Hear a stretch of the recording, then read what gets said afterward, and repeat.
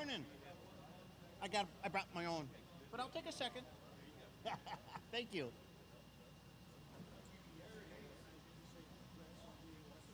Thank you. Yeah, it was a close one, but I'm in for 2 more years.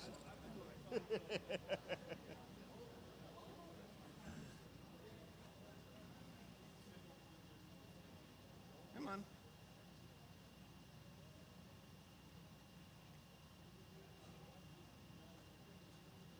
Boom, boom. All right.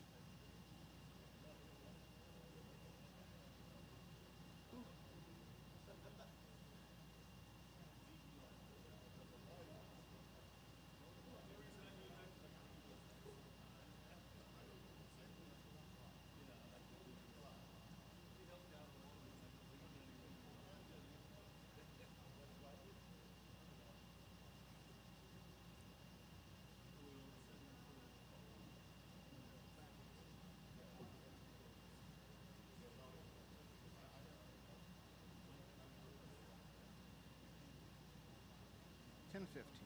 Okay. So I gotta.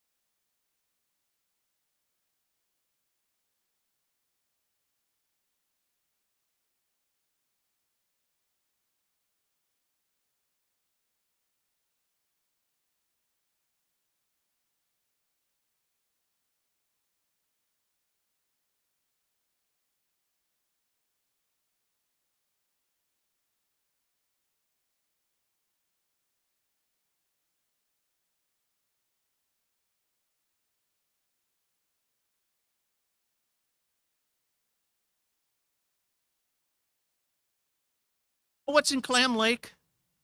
Elk. Elk. The only other thing that used to be in Clam Lake was an extremely low frequency transmitter that they used to communicate for submarines, but that's long gone. But if you search on YouTube for Project ELF, ELF, you can learn about that because I made a video on it. So you can operate anywhere within the boundaries of the park entity. Our Ice Age National Scenic Trail is 1,200 miles long, and the pinpoint is somewhere in the middle of the trail, and hours away from my house. But I like to operate at a trailhead that's 20 minutes away. So that's what I do because it's on the trail. One of the first things you want to look at is your Department of Natural Resources maps, and this is one I pulled up for Indiana. This is a park I was hoping to get to on Thursday. But time slipped by, so I'm gonna work this park this afternoon. It's just right outside of Newcastle, Indiana, so I can get off of it from I-70, get off of the dreaded I-70 there. You can see the boundaries, the dark and the light. The light is anywhere, you can activate anywhere you want in there. There's parking areas, you can see that on the maps. So look at your DNR maps and find what's a good accessible spot where there's a parking area. You might even find a parking area with a bathroom. I think that's an important feature. See? Then once I find a parking area, Google Street View. I don't know how much of the country has been mapped with Street View, but more often than not, you can drill down to that level and see what the parking area looks like. Is it paved? Is it open? Is it trees? Can you get in? Can you get out? Easily? Are you going down a mile of whatever, a washboard to get to it? And you can see that a lot of times you can see that on the Street View. That helps immensely to know, sort of the landscape of your parking areas. Another thing I like to use, now this is advanced level stuff, county land records. Now, I'm a fan of the twofer. How many people like to search out twofers? Entities where two parks intersect. Typically, it's going to be like a state trail, a national trail, and maybe a state park or wildlife area. And sometimes there's a natural area embedded inside of a wildlife area. And you might not know exactly where these boundaries meet because it might sometimes you can see it on like on the DNR maps, they might show a trail and a trailhead where it's evident you can operate, you can get the two parks, the twofer. Sometimes it's not. And I found that I've searched county land records, their GIS systems, to find state lands that are, next to or adjacent these trails. So like, if you look on the map there, the little northeastern corner of that parcel of land, there's a parking area right next to a state trail that runs by it, all conveniently packaged within that 100-foot rule. So we can sit there in the corner of the land because there's a spot to do that. And we can grab the park and the trail. And I've done that for a few things. Drilled down to find those mystical nexus points to get the 2-in-1 park locators.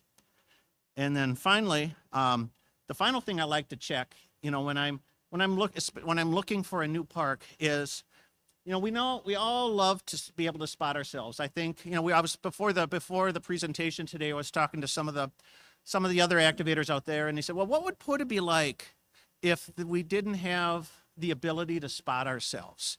Would it have the critical mass as it does today? And that's a really good question. So I like to look at my wireless carrier maps, and I want to see what kind of cell coverage I have in my parking spot. And this might determine, one location or another location within the same park entity to operate from. One might be, one might have no cell service, one might have better cell service. And if I want to be able to spot, I'll pick the spot with a better cell service. Yeah, yeah.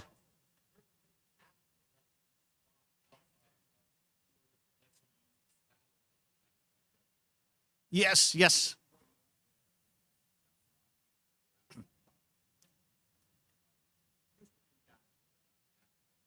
Yeah, that is correct. We'll talk about that in a second, but there are spottings. The one thing about cellular coverage is it's gotten a lot better recently.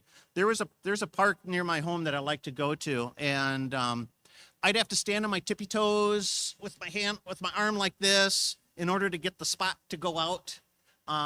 And now this summer there's a 5G site. I got 4 bars of 5G. I could live stream from that park if I wanted to. So coverage is changing. It's getting for the better, especially in the more remote areas. And now I know there's a lot of spots out west where you're never gonna get coverage because there's no people. But like you said, iPhones, the newer models, the 16s, the 17s have you can subscribe to satellite service, so you can at least get a text message out, and you can use a text spotting app in order to get that satellite text message to spot yourself. So literally you these days, with our satellite network of internet service, you can spot yourself anywhere. So and then finally, especially if I'm going to do a rove, or if I'm in a spot that I'm not quite sure, a park I've never really visited before, I'll tag that location on my Google Maps. So pinpoint it right at where that parking area is. And then when I'm traveling to it, I'm not having to take my papers and my gazetteer and, driving down these gravel roads in hopes I can find the place. My navigation is taking me right to that spot. Yeah.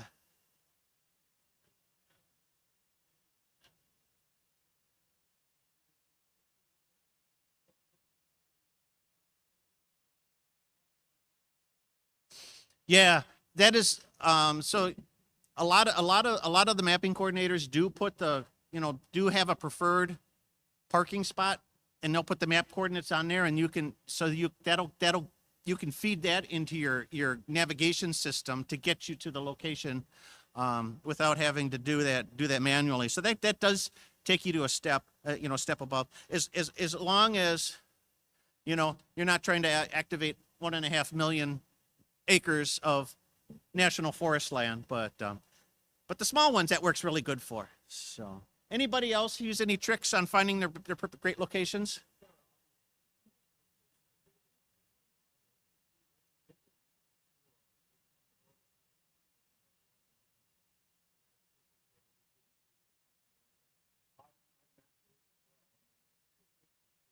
Yeah. Yes, and yeah, absolutely. So when you get to a location, with the Google Maps might not tell you the full story. There might be other amenities there, like picnic tables, shelters, restrooms. Maybe there's a pit toilet, and maybe a little bit of scouting around, driving around, taking some pictures. I like to keep a journal of these kind of amenities, so I know where to come back to. And I think I saw. Yep.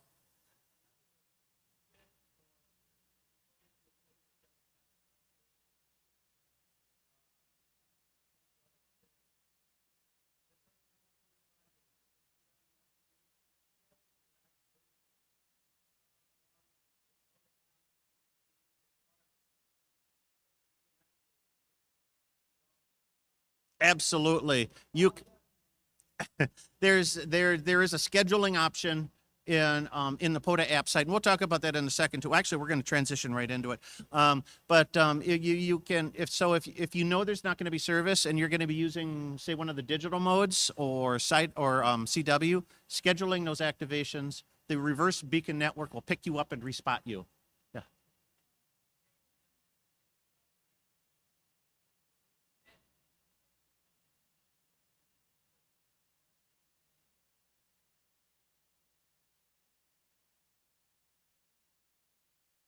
If you're in a boat, I think if it depends on the location itself.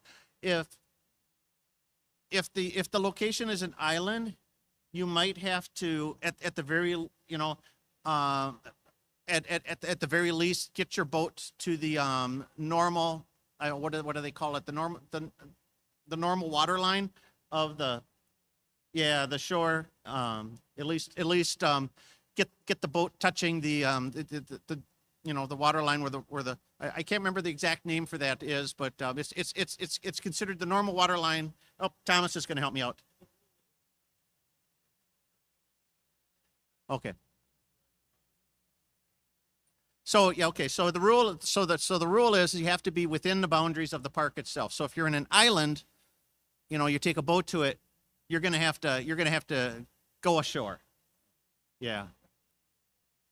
Yeah, but now again, maybe you're gonna have to look at the park maps. Maybe that bay is part of is part of the entity. So yeah, it could be. That's why you do your research ahead of time.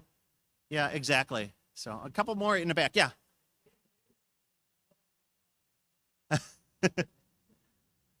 I mean, the park, if the park goes up vertically, the airspace is it's continually part of the park. If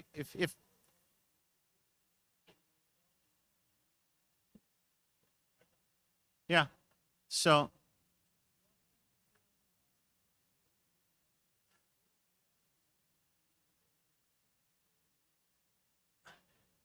well, the water will depend on the part of the boundaries. It's if that boundary, if the park boundary also includes the water, say like a bay or something like that, or a marshland, that is a possibility. Yeah. Yeah, but that's a research thing. You're gonna have to explore. So, a couple more, and then we'll move on. What was that? Yes. Yeah, the Google Mapping, Google Earth is a great way to drill down. Yeah, drill down and find those great park locations.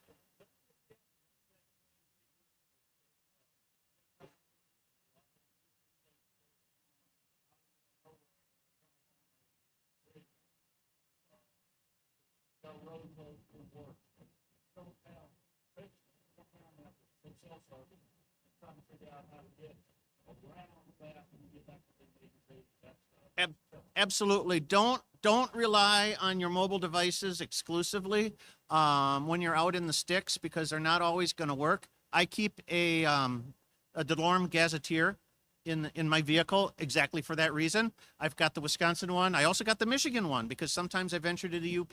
So invest in a Gazetteer as so you have paper copy backup of your when you're rolling around. One more. All right.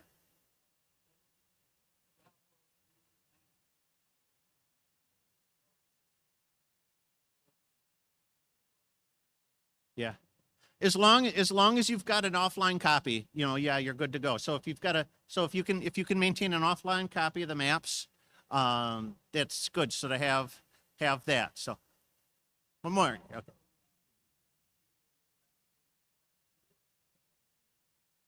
Absolutely, and I've done that. So about a year ago,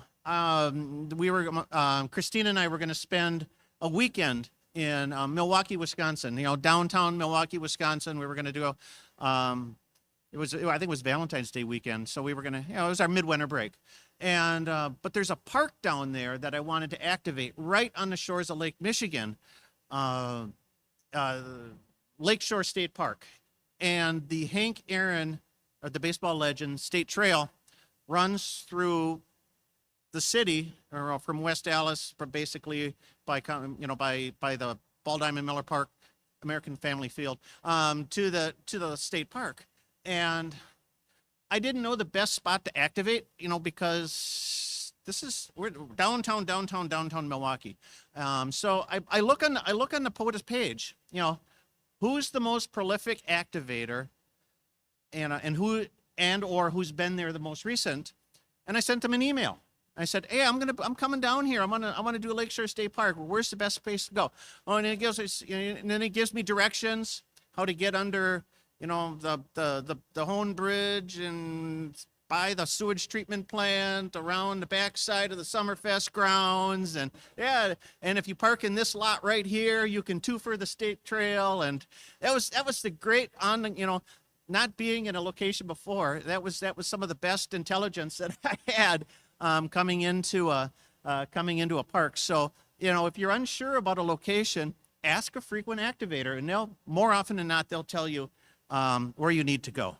Well, in the good way. So moving on,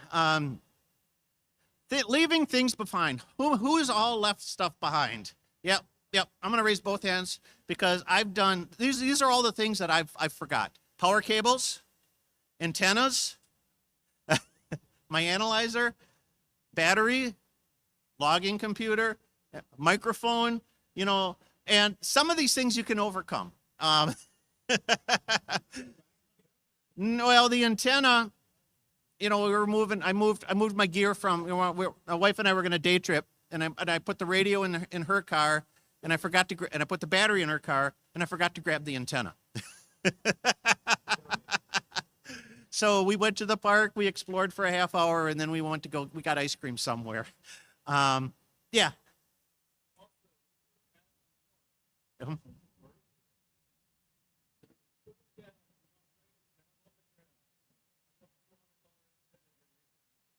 Leaving things before.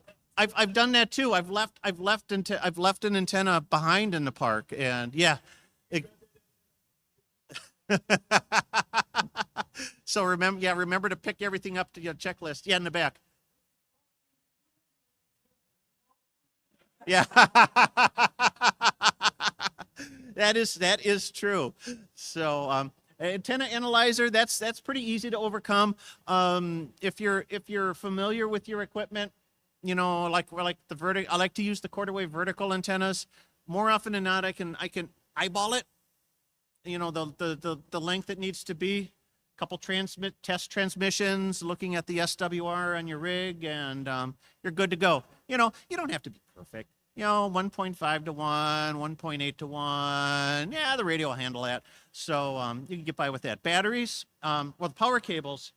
I put power poles on all of my cables, all my batteries, and I actually have a power pole connection hardwired into my FT891 itself. So I forgot the power cable. Well, I can just kind of cram that power pole from the battery into the radio. It looks terrible, but it gets me on the air. Logging computer, always keep pen and paper, back of a napkin, I don't know, on your arm or something like that to get your 10. Microphone. I'm not a CW person yet, but it's another. If I forgot my microphone, sometimes I've had to do a digital activation because I had my interface with me. Sometimes I want to do a digital interface activation and I forgot the interface, so I had to grab the microphone. More often, one thing or the other. So, what other things that people left behind? Yeah, adapters. Yes, I've run into that. Your cables have got BNCs on them, and everything else is UHF connector.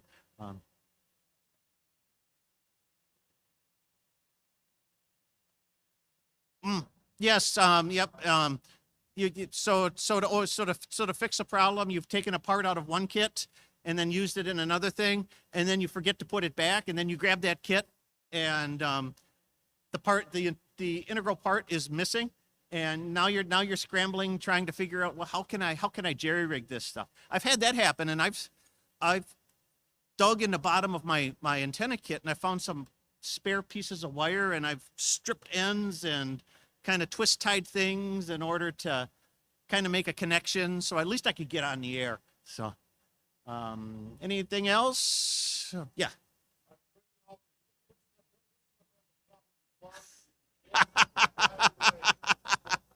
Yeah, leaving stuff on the top of the car. When I was first a ham, I borrowed a 10-meter hamstick and a triple magnet base from a friend because I was gonna do some 10-meter mobile.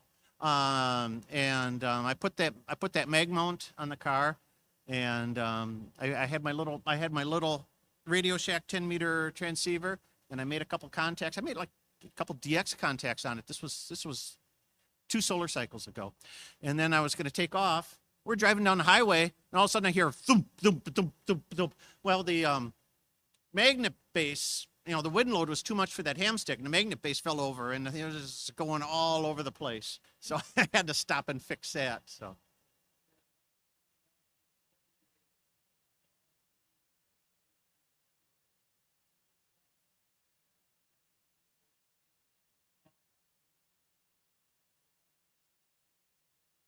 Forget to put the tailgate back up. Did you lose anything?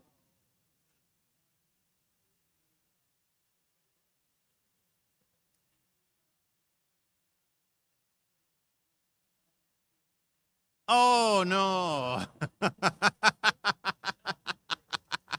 Yeah, walk arounds, and before you leave a park, always walk around to make just for 2 reasons. I'm looking. I'm going to pick up any litter that I see, and also make sure I've got all of my pieces, parts, back in my vehicle. Yeah,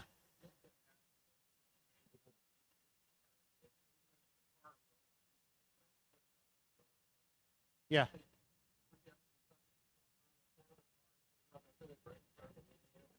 Oh, there you go. Yeah, there you go. Keep a towel with you so that you can keep things. You'll be sitting right there. Yep.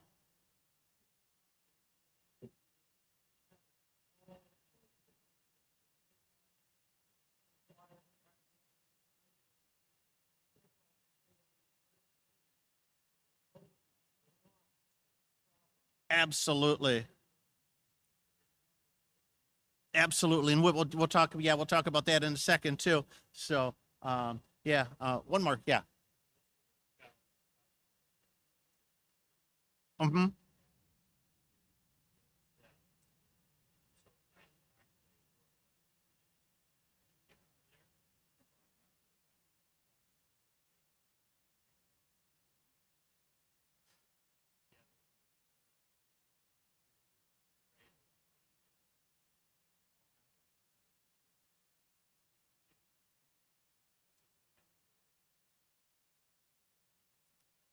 That's the biggest. I think that's the biggest challenge we need to overcome is being in a hurry. Um, it's you're excited to go out, and you're rushing. Maybe the weather is coming in, or you're limited on amount of time, and yeah, that's probably my downfall with a lot of the things that I've forgot. So slow down, take your time. Checklists. I like to, sometimes that, helps, make sure we've got all of our pieces of gear at the park, when you're leaving or when you're going to the park. So I think I saw one more and we'll move on. Yeah.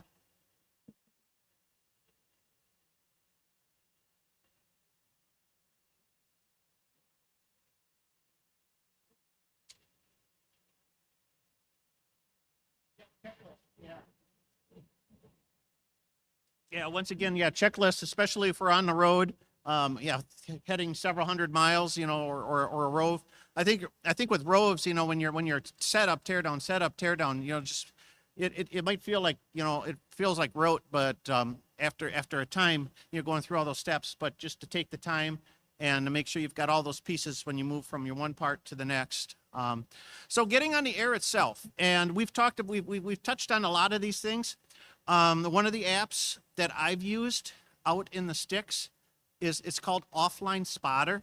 It's available for the iPhone only. I don't think there's an Android version yet. If anybody can correct me if I'm wrong, I'd love that. But if you've got an iPhone, this app called Offline Spotter has the full park list in it, and they're geotagged. So, you open up the spotter, it'll show you what park you're closest to, which helps. So if you don't remember what the park number is, you can see the park name, and it's 2 miles away or 0 miles away. So you know where you're at. And then it'll send a spot one or two ways. You can send it as, if you've got an internet connection, directly into the, via the POTA API. So it injects it that way. If you don't have an if your connection is marginal, it'll create an SMS text message and send that text message through the APRS SMS gate. And that's been really handy, where you're getting like a half bar of LTE. You can hold your hand up high and get that text spot out, and it'll send you a responding text telling you that the message has been successfully set. Now, of course, newer iPhones are, they can interface with the Starlink network, so you can subscribe to the satellite service to send text messages. You can use the Offline Spotter app for that. SODAMAT. SODAMAT is a really cool application. So if you do any kind of digital operations, or even if you don't do digital, if you've got the digital interface with you, you can dial up. You can use the SODAMAT app to. What it does is it mimics the FT8 sounds on your phone. So you got to do with SODAMAT. I'm not going to get into the details, but basically you got to do a little bit of programming ahead of time, to define what frequencies you're going to be on the air on, and in the parks and whatnot. So there's a little bit of work ahead of time you got to do to set it up, to configure it. But once it's all configured, you dial in the FT8 frequency. You take your hand mic, hold it up to the phone, and then during the cycle, it does the FT8 tones, but what it's sending is a compressed spotting location identifier information that the RBN network picks up, and then the SODAMAT server hears, decompresses it, and sends a spot to the POTA API. It sounds really complex, but it works. When it works really neat. It's a pretty cool thing. So check that out. CW, or digital activations. We touched on that earlier. You can schedule your activation ahead of time, and then it doesn't matter. You don't. If it's CW or digital, it doesn't matter what frequency you're on, because the reverse beacon network will hear you, and if it matches up your call sign that you're sending with the call sign on the scheduled list of activations, it'll take the frequency it heard your spot and then put it on the page. And then finally, asking for a spot. That works. Sometimes it works really great. Sometimes, the band, you just can't, the band is quiet and you just can't get that traction. But if you're on 20 meters or something like that, you can, after you talk to the first person, say, can you spot me? And they, more often than not, they'll do it. So in the back. Yeah. What was that? Which one? JSA call. Yeah. That's another application that it interfaces with the SMS gate. So you can send a message with your spotting information, and it will send it through to the the reverse beacon network hears it, or SMS gate hears it, and then sends a full spot. So other things with getting on the air. How many people use wire antennas? And okay, good number. How many people prefer like the ground-mounted vertical antennas? So yeah, about 50-50. Yeah, I've kind of, I love. When I started out, I always threw wire in the air. I had a dipole with 20 and 40 meters on it, the end-fed half wave, and things like that.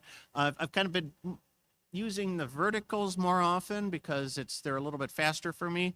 One of the things, though, to really make your wire, getting wire up quicker is, of course, the throw bags. Those arborist throw bags, they're really handy. If you're in a state that doesn't allow line in trees, like Michigan or Minnesota, then you gotta. And I think we got a hand in the back there. So.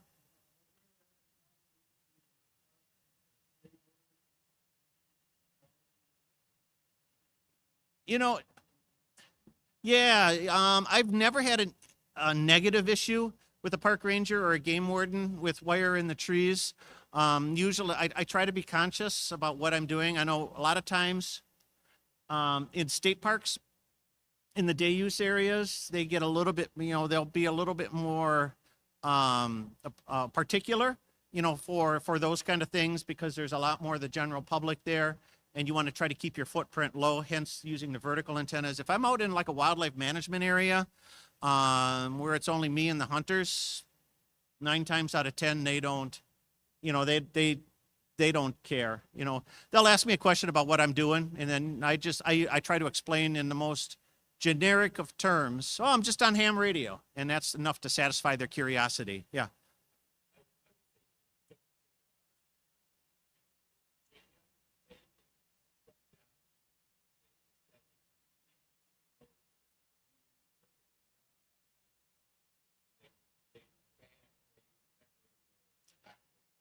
Yeah.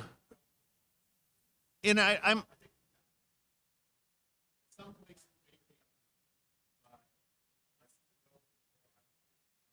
absolutely, yeah. And that's part of the reason why I've transitioned away from using a lot of wire for day activations. And if I'm in a campground and a campsite, they're less particular.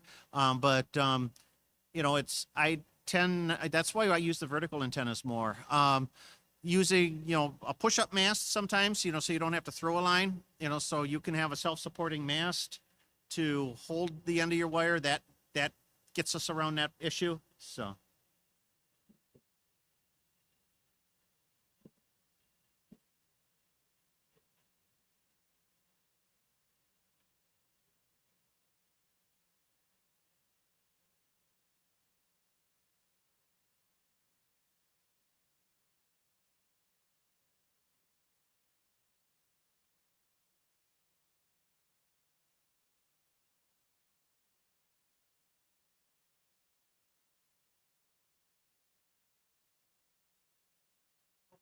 Okay.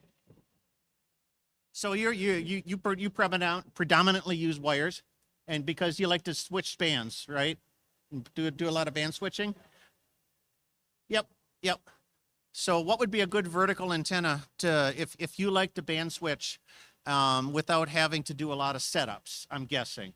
And the one that I would recommend is, if you've probably heard this, it goes by the popular name, the Rybakov antenna, which is a 25-foot vertical whip. There's a 4-to-1 matching unit at its base, and then you use your wide-ranging antenna tuner to pick the different bands. And you can easily switch from 10 through about 40 meters with that antenna. It works really well on the upper bands, 10 and 15 meters. As you get down lower, it loses a lot of efficiency. But I found that if I add 28 feet of extra wire and support that with like a push-up mast, then I can do 40 and 80 meters great on that. And it's called the Rybakov, Rybakov.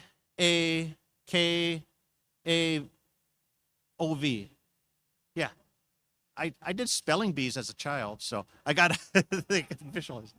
So, yeah.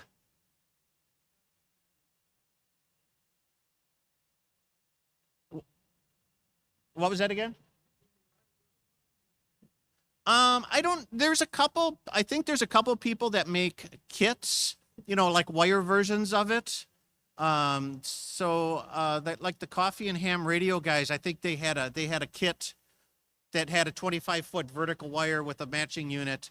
I mean, you can get one of those LDG, the green LDG 4-to-1 balance, which everybody should have in their kit, and then 25 feet of wire, and then a couple of ground radios. You could support that if you had a push-up mast. You could support that wire. Otherwise, you could get one of the telescoping whips too. So. Yeah. You might not even need the transformer. You've got a really broadband computer. The computer itself will actually get you around.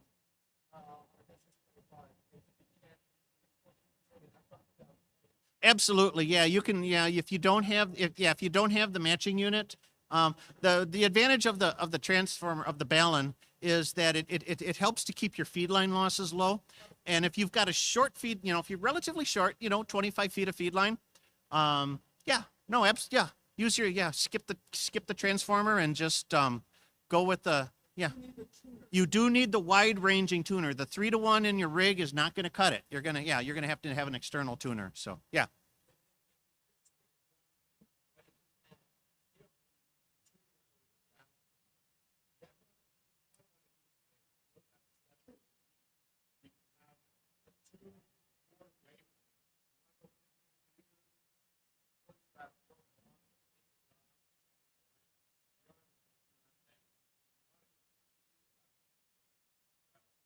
Yeah.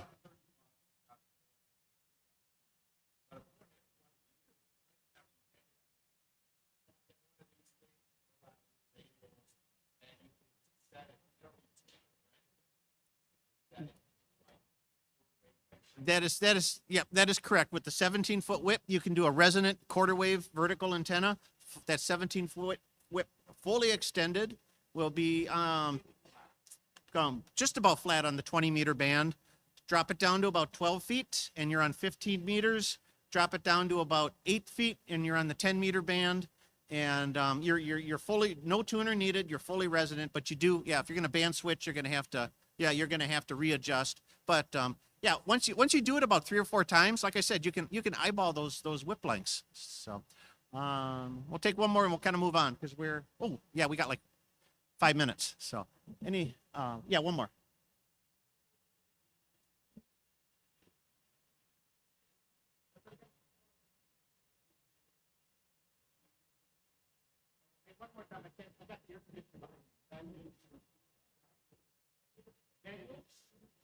Yeah, I have used magnetic loop antennas.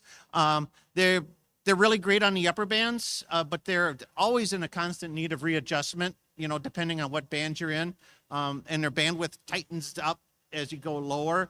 So you might only have about 40 kilohertz of bandwidth on the 20-meter band. So if you're going to be moving around a lot, then there's a little bit of tuning and adjustings you got to make. So, yeah, one more.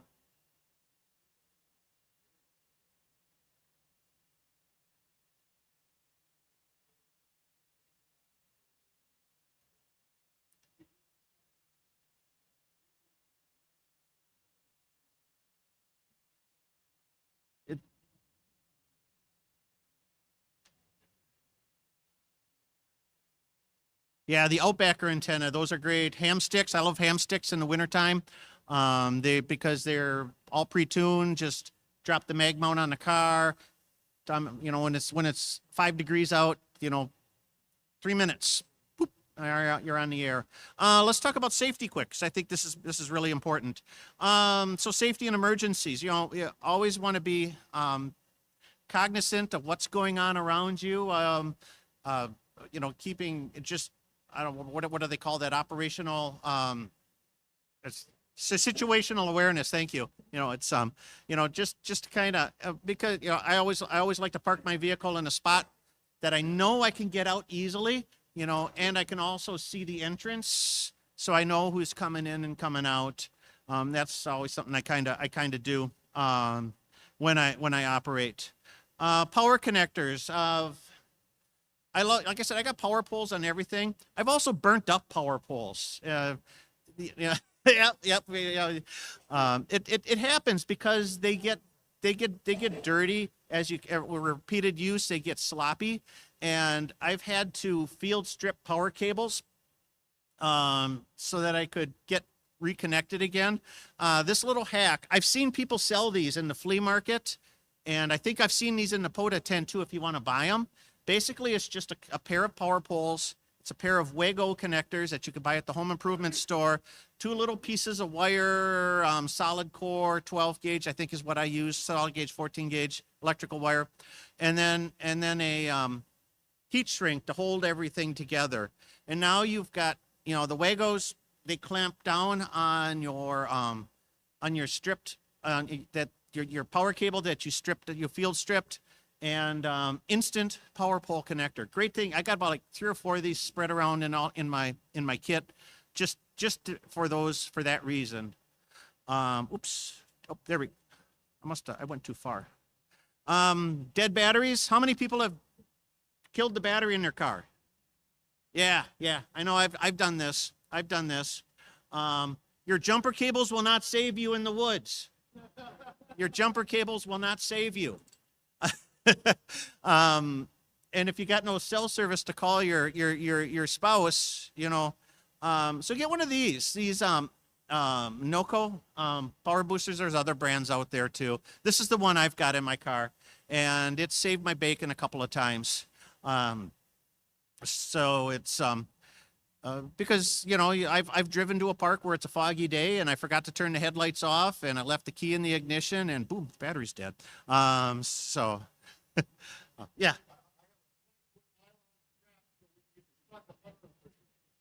Yeah, there you go. Tow rope, tow strap. Tow strap's another piece of safety advice. I don't know. I thought I had more in here. I guess it's the other things. First aid kit. Make sure you carry a first aid kit for little cuts and scrapes and things like that. Safety vest. I've been out in wildlife areas when it's grouse season, and I've heard people go boom, boom, boom in the background, so I know they're out there. So if it's October, November in Wisconsin, I'm wearing orange. April, May is turkey season. Those guys, you usually don't have to wear orange during turkey season. And then when it's the gun deer season, I usually I go to a state park. That's like amateur hour in the hunting world, but you gotta love them. Let's see. Power connected dead battery. Contact person. Always tell a person where you're going to go. So they know. Basically, you can. If you don't show up back home in a reasonable time, at least they know where to find you. Hopefully. So, all right. Any other? We'll just finish up. We got about 2 minutes before the next. So, Thomas.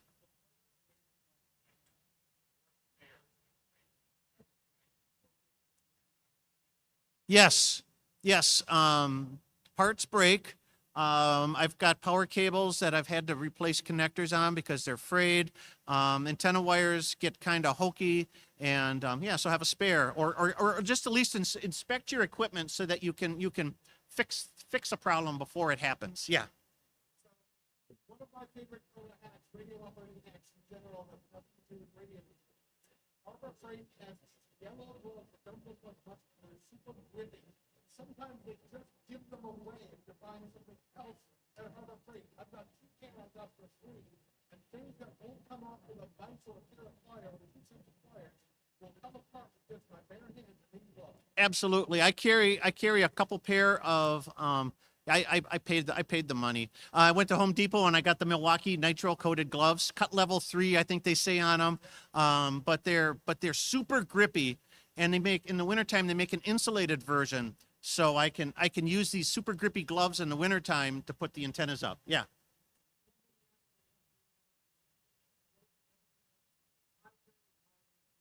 Hydrate. Carry a. Yes.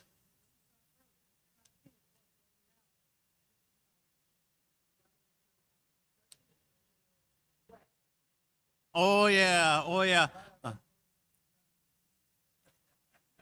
I used to do a lot of long distance bicycling and with a touring group, and the tour organizer had a little rhyme. It said, "Drink and pee, no IV."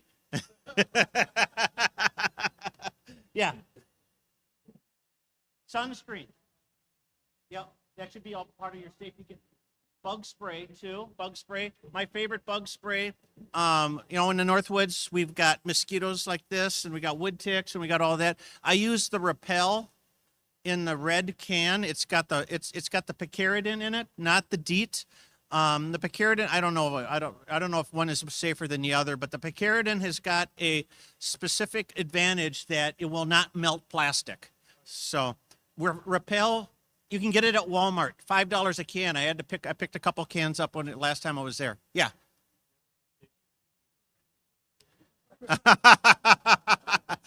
Uh, it's Windows updates are always at the worst time. Yeah.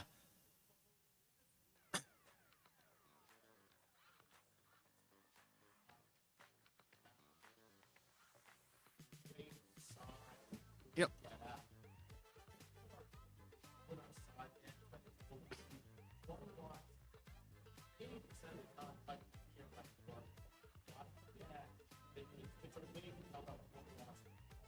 Abs- Absolutely. Your Zygo G90 20-watt radio, that's six, 100, the difference between 20 watts and 100 watts, 6 dB, 1 S unit. And if you've got a good antenna, you can more than make up for that. Yeah, I always run, I don't run any more than 50 in the field. So,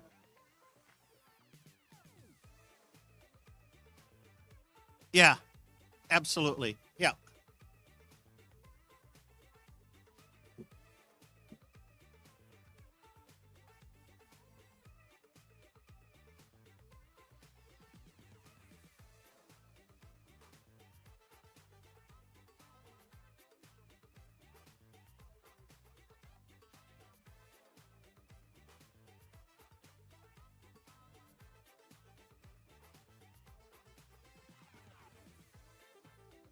All right. Battery hookup.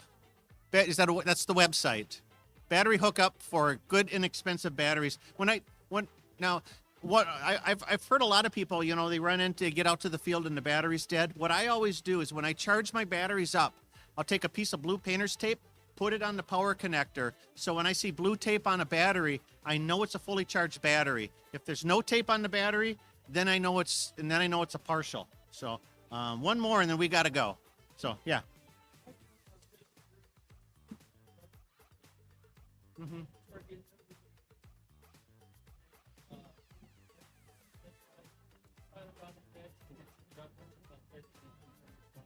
Bandana around your neck when it's hot. Think about this. Yeah, we can talk about the difference between hot and cold. I know the people down south, you're really concerned about the heat exposure, heat exhaustion, sun. Up north, when we're activating in the winter, I'm always thinking about dressing in layers. Several thin layers are going to hold the heat in, synthetics close to your body, so that if you start to perspire, you can, you're not going to get chilled. Carry gloves, hand warmers. Yeah. So think about your environment and how you can be comfortable and safe in your environment. So with that, I think this has been I picked up a half a dozen tips from you guys. So this is a success. Thanks a lot. Thanks a lot. So. All right, and now that I warmed you guys up, we're gonna introduce the Parks on the Air board, and just a couple of you. All right, so have fun.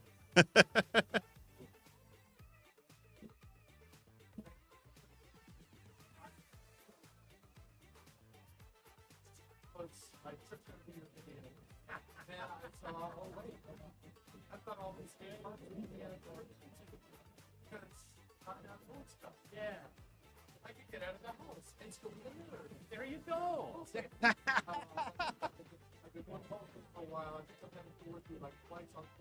Yeah, I reckon. So we're not going to look to put that off unless we get Oh, you're welcome. It's great. Yeah, you bet. Oh. Ah, yeah.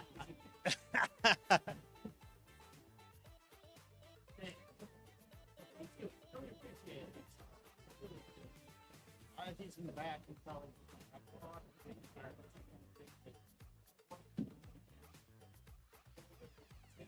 Yeah, it's working great. But the first one day, I probably was. Because that's about when that's when I started selling them. Yeah. So I thought I told you to shut down. There we go. Oh.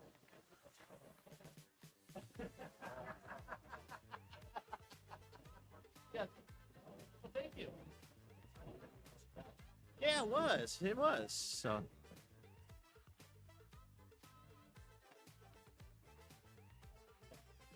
David was out wrestling. Then I'm gonna have to come up with a new talk. Yeah, bro. It's a pleasure. Mike, I want to get with you later about that bag you talked about for the FT891. Okay. Do you have a link or product name for it? So just send it to me later No, I'm gonna. It's before it slips my mind. Domke. I think they make a small one and a larger one, like an 18-inch and a Alright, 24. cool. But they're made for the photography industry. What's the best way of getting you? Are you on Discord or email? Just email me. And I'm not a Discord person. I'm only grudgingly on it because that's what the kids like. Yeah. Anyway, I'm gonna reach out to you later. We Yeah. want to try and maybe coordinate something next year. Yeah. Kind of have a like a Absolutely. specialty course. Absolutely.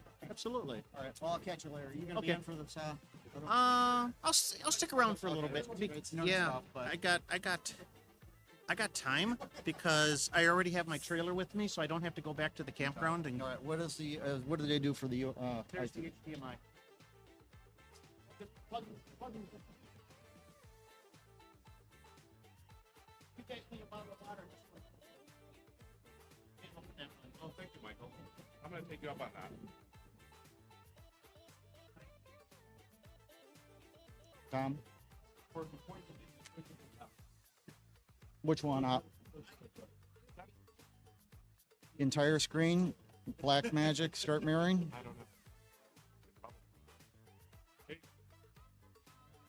I'll run the slideshow. You know how to do? Yeah, Tom. I think We're doing- setting up the technology. And, yeah. Pull the microphone on. Turn the other microphone on. That one. How do we start slide? Green. Where am I?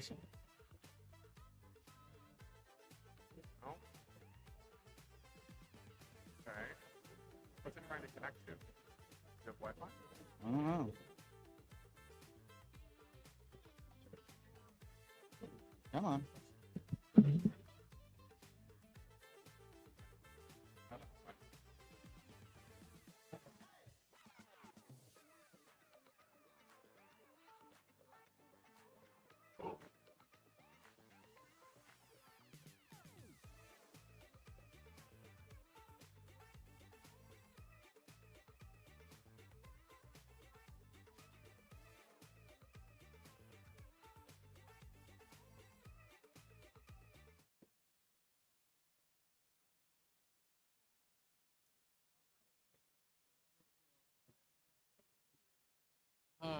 You want me to put on hotspot on my phone?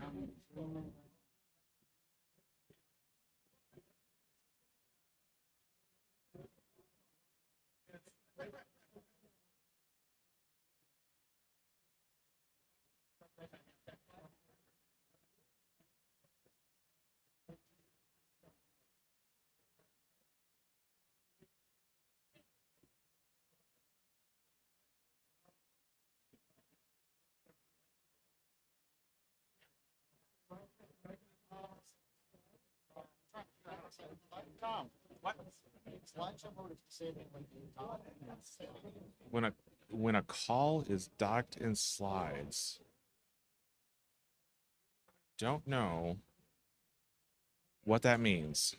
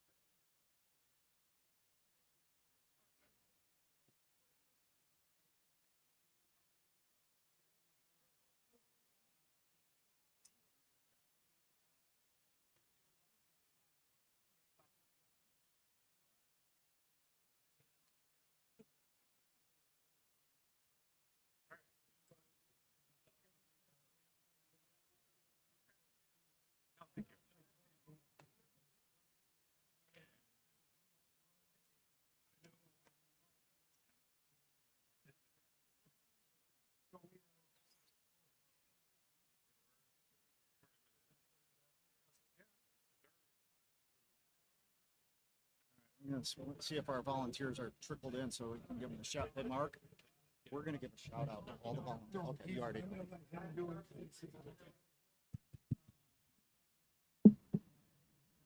Should we give them 1 minute? We're going to give it start in about 1 minute.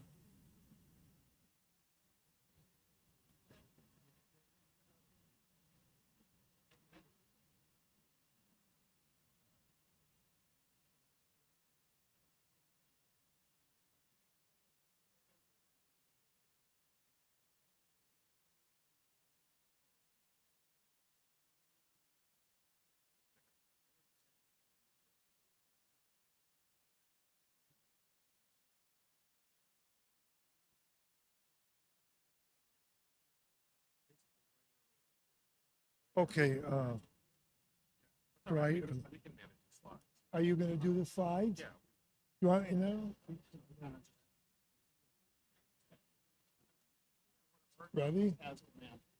Ready? Want me to do it? Start? Good morning.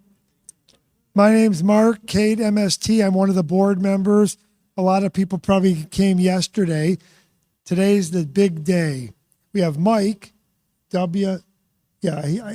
we're very similar. He's W8MSC, I'm K8MST, and Tom, W8TAM. These two guys, I think everybody knows them and really no introduction is necessary, but it's really critical. Tom started POTA with Rick, and where is Rick? Rick is over here. He doesn't want to stand in the limelight, but he's a principal. Mike actually started with Michigan, so they both started POTA, but in a little different way. And we're really honored to have them on the board with me. I'm honored to be on the board with them. But these guys are the computer guys, the geeks, the gurus, and the subject matter experts. Tom is also one of our board members. He's here. Kevin was going to moderate, but he had to go back to Maine. And John, I don't see John. I think he had to leave too. But today is a day to learn about the computer. We're going to deviate a little bit from the program.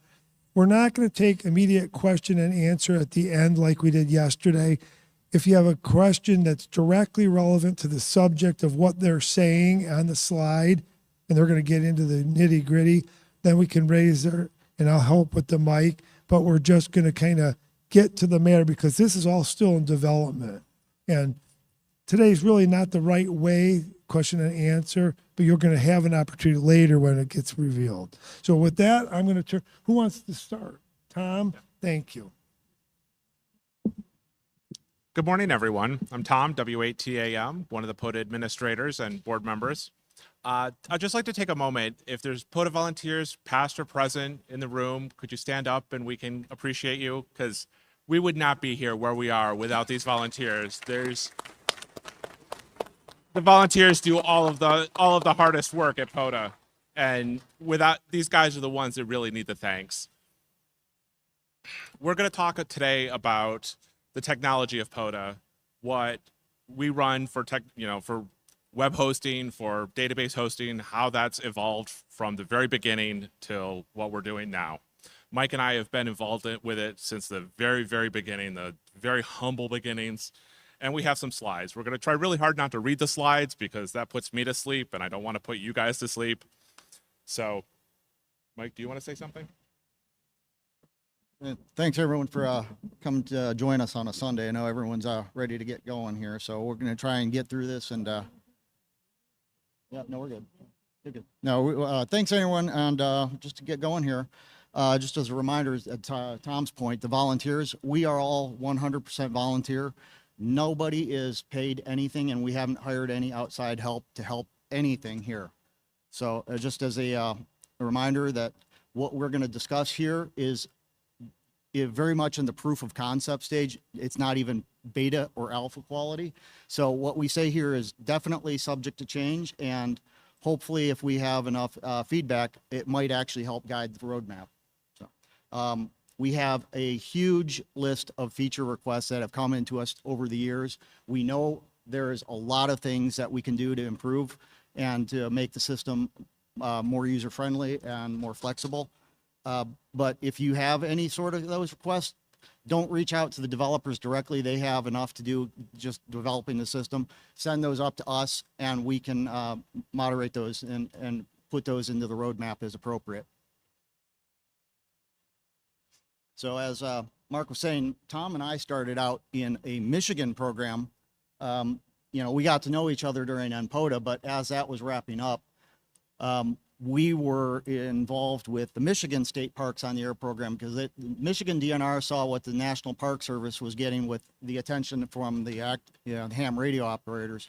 And they said, hey, we want that too for our anniversary. They were having the 100-year anniversary coming up. And they said, we want that too. So there was a ham who was an MCOM coordinator in Michigan who was also a badged conservation officer within the DNR. So he had his leg in each world. So he was able to work with the Michigan DNR to help develop what would become the Michigan State Parks on the Air program.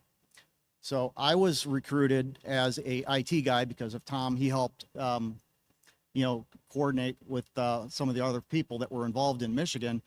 It was a very small community, but we were interacting. So I got involved, and I was starting to work on the back-end database for that system.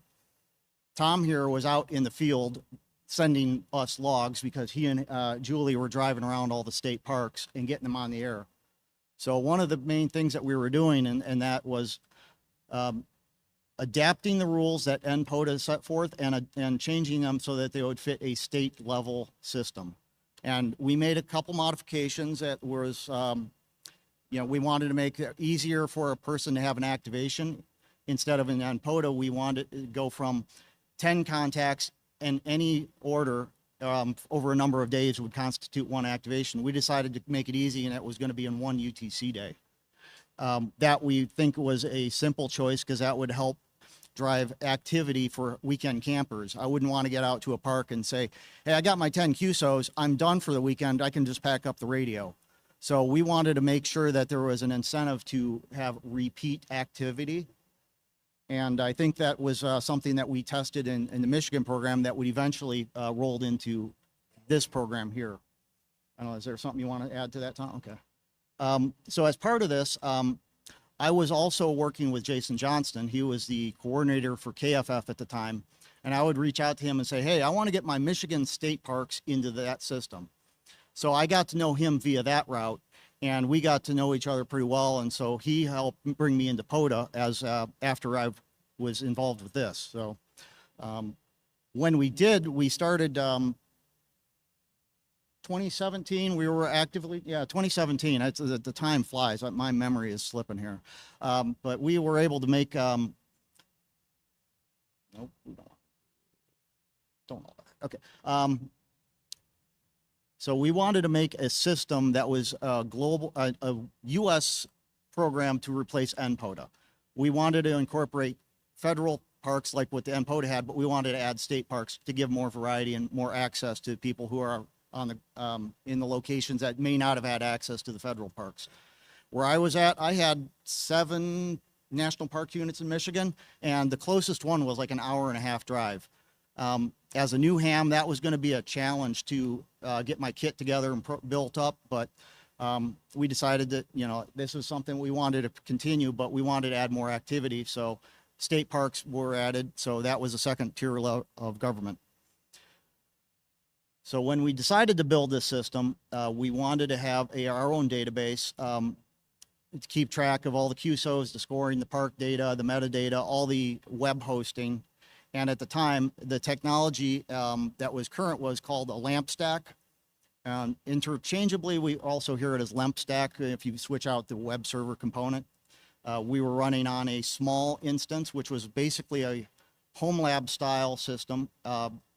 Not a whole lot of processing power, not a lot of memory, not a lot of traffic. And we were able to run that on Tom's system out of his instance. And we were able to run on that for a little while before we decided to grow into a professional AWS cloud infrastructure. And we selected that because we were already familiar with it. So go with what you know. And as the team grew, Vance Martin VEM, he joined us as a developer as well. So he and I worked extensively to modify what we did in the Michigan program, and it adapted it to a national level system here that we have in POTA. So next for. This is what the website looks like. If you have flashbacks, I'm sorry. But it was a really rustic system. PHP, this was the thing at the time though. So we were stats heavy. We like our numbers. So we were putting all these tiles up and trying to rank, you know, the number of QSOs in the parks and trying to figure out, you know, how this is going to lay out. But, you know, this is all, you know, by the seat of our pants programming. You know, we were teaching ourselves as we went. You want to talk to this one? So that screenshot, there was maybe 1,200 people involved in POTA then. You know, we're north of 85,000 people now. So the growth has happened is absolutely tremendous. And one of the benefits of AWS and the technologies that we chose for hosting POTA is that it grows along with POTA, and we haven't had to do a lot of, while we do have to pay for what we use, we haven't had to do a lot of capital investment in buying hardware or upgrades. It just upgrades with us. That's AWS. You know, Amazon is used by a lot of, the Amazon Web Services specifically is used by a lot of top tier organizations. Fortune 50 companies run on AWS. Lots and lots of people use AWS. It's very resilient. We started out, POTA was hosted in Oregon, and we later moved it to Ohio, and just different data centers.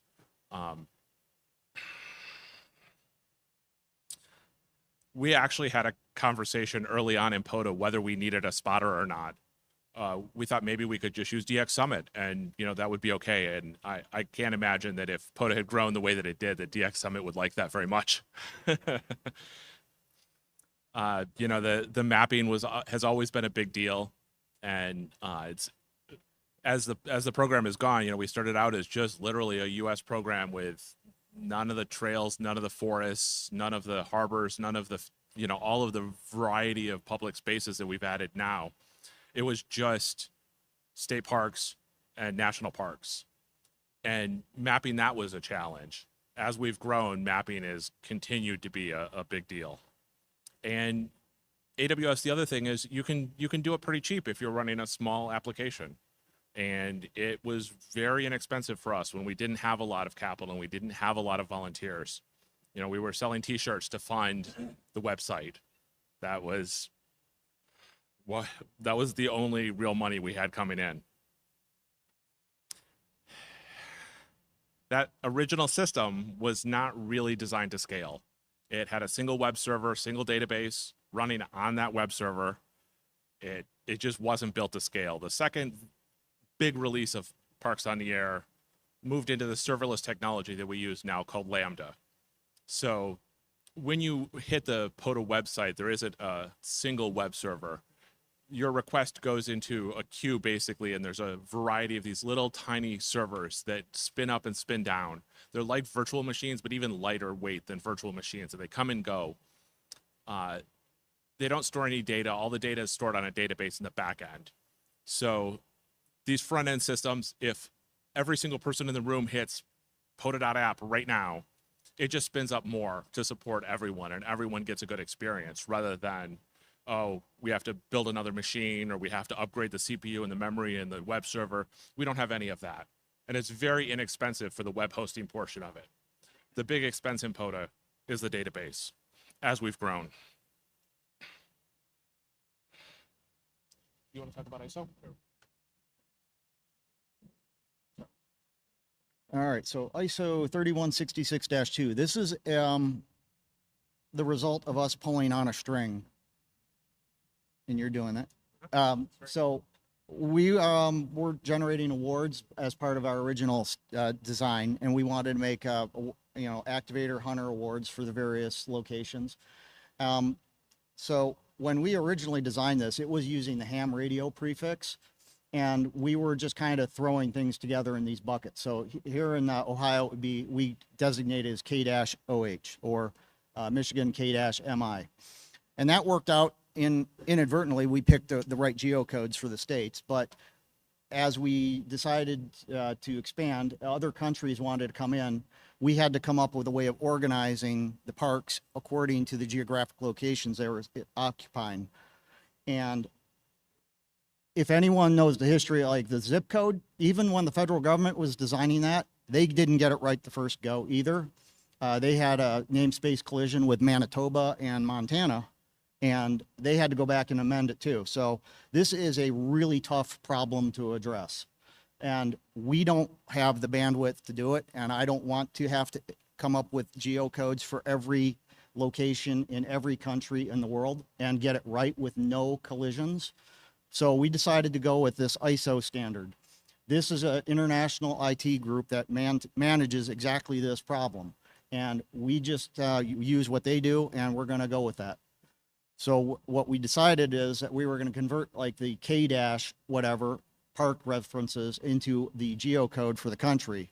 And US is now the prefix, Canada has, and so forth. So originally when Canada had the VE because of the ham radio prefix, that collided with the geocode for Venezuela. So a lot of confusion. We decided we're going to get away from that, and we're going to use a standard. We don't have to reinvent the wheel. And now that we have had our developers help us behind the scenes doing a lot of heavy lifting to recalculate all of the awards and rescore the activations, James Linden, he's not able to make it here, but he's done a lion's share of the work here, and all props to him, because this is the groundwork that allows us to move into the future. You want to say something? One thing about ISO is I think we're all aware that there are countries and lands that are contested, and the geopolitical nature of the world is ever shifting. And the nice thing about ISO is that all of these countries have representation into that standard. They don't have to come and fight with us about what we've chosen, and any choice that we make. You know, if we were making our own choices, we might get the politics wrong. By going with an ISO standard that every country has participated in, it moves the onus away from us from getting the politics correct, which can be extremely difficult, and something that we've dealt with as we expand globally. Yeah, so that's a really good overview of where we've come from. The one thing I don't think got mentioned is Jason Johnson used to make all the awards, every single award, by hand and email them out. Can you imagine? So that initial system that we built did not have awards in it because Jason was making them manually. Him and his wife Katie. When we added awards being generated in it, we had not planned for that initially. We hadn't planned really initially even to add Canada or trails or any of these other things that we added later. We're still running today on that initial schema of database, that initial structure that we built in 2018. I mean, we've patched it and expanded it and changed it, but the core functionality of it is still the thing that we wrote in 2018. And I don't know what the experience level is, but generally speaking, any technology that you touch, none of it is from 2018. Technology moves so fast, and what I'm describing to you, we call technical debt. It's debt that we have that we haven't fulfilled because we're still running on this old piece of technology. So the new version of what we're building is from a ground up. It'll be designed for awards. It'll be designed both to hold QSOs, but also to generate awards. What we didn't know in 2018 was that POTA was actually an award scheme. It seemed like what we were solving back then was to store QSOs and make statistics about QSOs. And it's subtle, but it's a difference. And the new system will be built so that, you know, we have a pretty decent number of awards today, but we're going to have a crazy number of awards in the future. You know, the system currently, it's not really possible to add more awards based on the number of people and the amount of logs that you all have uploaded. Like, way too many logs for us to add more awards. It would add enormous processing power, requirements of processing power just to generate the awards. So the new version that we're building not only will support more awards, not only will be more efficient, cost us less, it will reward you all for activity that you've already done or that you'll do in the future. And we're choosing I gotta be careful about how I say this. The system that we have now is complicated. It was a good choice when we chose it, and it has scaled well for us. But it's difficult to find people who know enough technology and are willing to not get paid an engineer's salary to work on it. The new version will be simpler. It'll be more accessible for people to add, to come into POTA, look at what we've written, and add to it. It'll be simpler to get volunteers and to have them come up to speed to be able to make changes that we need. It'll be easier to add features. It'll just be an overall easier system for everyone. We also know now that we need a help desk. When we started out, we didn't have a help desk, just the developers helped people. But as we've grown to 85, 88,000, pretty probably pushing 90,000 users now because of Hamvention, we have this wonderful help desk staff. And I'm not sure if there's anyone from the help desk here, but they are really the face of POTA, and they deserve all of your thanks.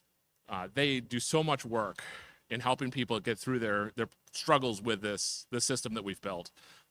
So the new version is going to be written in a framework called Laravel. It's pretty widely accepted as a very reasonable choice now. It's maybe not the most cutting edge, but it's also not. So, going with the absolute cutting edge, while that is exciting, it's sort of hard to find people who are willing to donate their time to work on that. Something that they've experienced already and have experience in it. It's easier to find volunteers. How are we going to deploy this new version of POTA? Want me to keep talking? You want me to talk? Okay. All right. Phase one, we're really going to try to reproduce what we have now, and maybe improve it by 10%. Some of the things that we really want. We'll talk about it more in future slides, but sticky comments by the activator on the spots. Like, that's something I think that, you spot, oh, I'm only here for 10 minutes, and then someone respots you, and that spot is, you can find it, people can find it, but like not everyone clicks and expands that and goes and locates that, or, oh, I've got two operators. Well, you can make two spots, and then you have to manage both spots. What if you just say, oh, I've got two operators on this spot, and that sticks? So we know some of these things, and those are easy wins when we rebuild this system. The biggest high priority, as we say here, is award reboots. And some of the other problems that we have is that the artwork that we have on the awards, we don't know where it came from. On some of you, and that was, well, we used images that were probably public access, but we didn't record where they came from. So there's been an enormous process of not only making the US awards, but also awards for all of the countries that we've added, all of the locations, finding the images, making templates that are also changeable so that in the future, hopefully, we can, when new people are running POTA, their names can be on it and it won't be such a big thing. Right now, all of the awards still have Jason's name on them, and that's because they were all baked in, and we don't have the source files for those things. One of the other issues, like if you look very carefully, there's an American flag on the kilo, and I don't know how people in foreign countries feel about getting a kilo with an American flag on it. So like, it's a thing. In the future, we probably won't make that choice. And then new features. One of the biggest things, I know everyone's going to perk up when I say this, we're going to have a public API. And, we have an API now, but you have to reverse engineer it. And we're not going to help you reverse engineer it. new API. It's going to be documented. It'll be a public API. There'll be authentication tokens so that, you know, if you want your logger to upload your log for you from the park, that'll be possible in the future. Got things to say? Let's talk about some of the stuff that's on the roadmap. You want to talk about roadmap? Okay, thank you. So live statistics. We all love statistics. Seen it before, and we are going to continue to do statistics. We like seeing how many parks have been activated this, past month, year, whatever the intervals we pick. We like knowing about, how frequently a park is activated, how long ago it was activated. Maybe it gets cold. We want to start looking at giving more of a heartbeat on what the statistics look like. Awards was to what Tom was saying. We're going to touch on it again a little bit. And then admin panels. This is not something that most people are going to see, but it's going to help our help desk people and our internal mapping coordinators so that, we have our own internal systems. We're not paying for the external ones. That's going to save us some money. But that's something that we're developing. We're also going to be doing better record keeping of when changes are made in the system, such as when I insert my logs, there's actually date timestamps. It's going to also allow us to reprocess things in the future so that we can recreate the metadata, and possibly, if we ever had to do something for DARA purposes, disaster recovery, we could duplicate the output that we have now in a new system.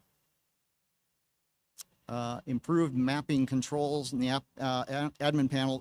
To that, again, we have some mapping reps here. Will benefit from being able to put the pins in a little bit better. And when we make these changes, there's some back end stuff that happens, and it only happens daily. So sometimes these changes, when we put them into effect, they're not live. So we have a content delivery network that hosts the web graphics for the maps and such. This is going to be a little more, you make the change, you can see it right now instead of waiting until the next day. Improved award calculations, as to what Tom was saying. We liked being able to recognize when we make achievements, and we're going to hopefully come up with some new ways of slicing and dicing the types of activations and hunts that people are doing, and we're looking forward to that. Log upload process improvements.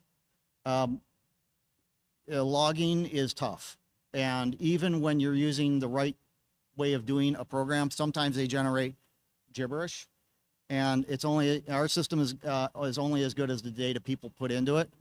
So that our help desk has had extensive experience in teaching people how to log and how to format what needs to be in and what we don't need. And the system should be able to allow activators to self-help on that. The log parsing, as our system has grown, it's scaled geometrically, nearly, with the number of queues exponentially. If you look at the algorithm calculation, like, big O notation, this gets bigger, and as our database gets bigger, it gets slower. So hopefully we're going to be able to break this into chunks and manages it more of a microservice so it can work on sub-processes. Notification of the users. Hopefully we'll have our own little built-in mail indicators so that if something happens, it will flag you instead of having to rely on external email services or Discord. And here's the improvement system for the help desk. Again, as we bring that in-house, we don't pay for an external Zendesk subscription, and our help desk will be able to interact with the users a little bit easier. Here's a big one. Right now we have just individuals. We also have clubs that sign up for POTA, and we don't have a great way of statistically comparing an individual versus a club. We're going to be able to break those into separate categories so that when we compare call sign A to call sign B, we're actually comparing apples to apples instead of individual against a club. Another big one is that we want to internationalize and locale updates for our foreign language users. We really do want to make a translation into other localized languages, and we'll touch on that again. You want to talk about mapping? Sure. mapping is such a big deal. I think we all know that the POTA map is not ideal. We pay a lot of money for that too. It's very costly. It's like $600-700 a month to pay for the map that we have, and it doesn't really serve our users that well. I personally don't use it, and if I don't use it, it's hard for me to expect any of you to use it. So we're going to improve the map, and we have some screenshots later of what we're doing to improve the map. We're also going to host the map ourselves and stop paying another company to do it. So that's a big thing. The other thing is we have a documentation site, and I mean, who here has visited the documentation site is even aware that it exists? I mean, there's some less than 50%. So, you know, docs.pota.app is where all of our links to our videos, our documentation, the activator guide, the hunter guide, you know, all of these documents that we've, you know, volunteers have created, and we hope that you all have read, but clearly that isn't happening.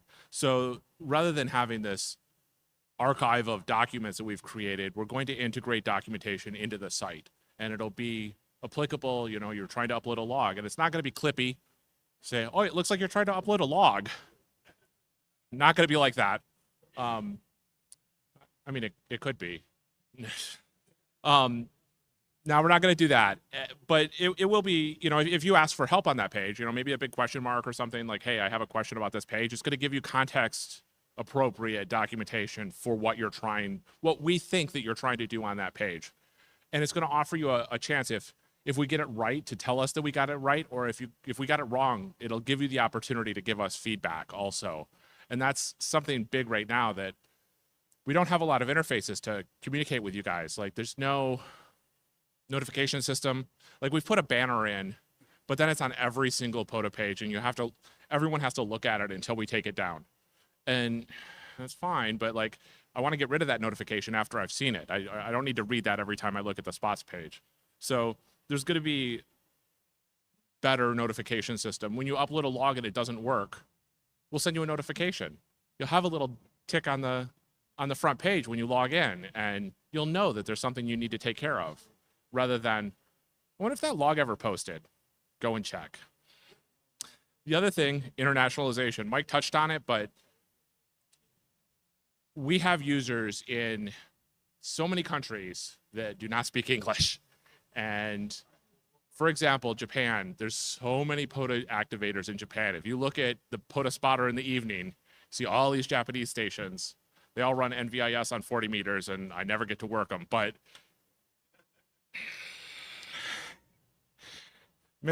Japan from Michigan is kind of tough. But these guys, they go out of their way. They're operating a foreign language website, a foreign language program. They love ham radio as much as we do, and we want to support them in being able to use the system. So internationalization to Japanese is one of the big things that we really want to do. And then there's no reason for us, once we've done one, there's no reason for us not to do all of them. You know, if we can find people who speak a language that we don't have already, and you want to do some translation work for us, that's fantastic.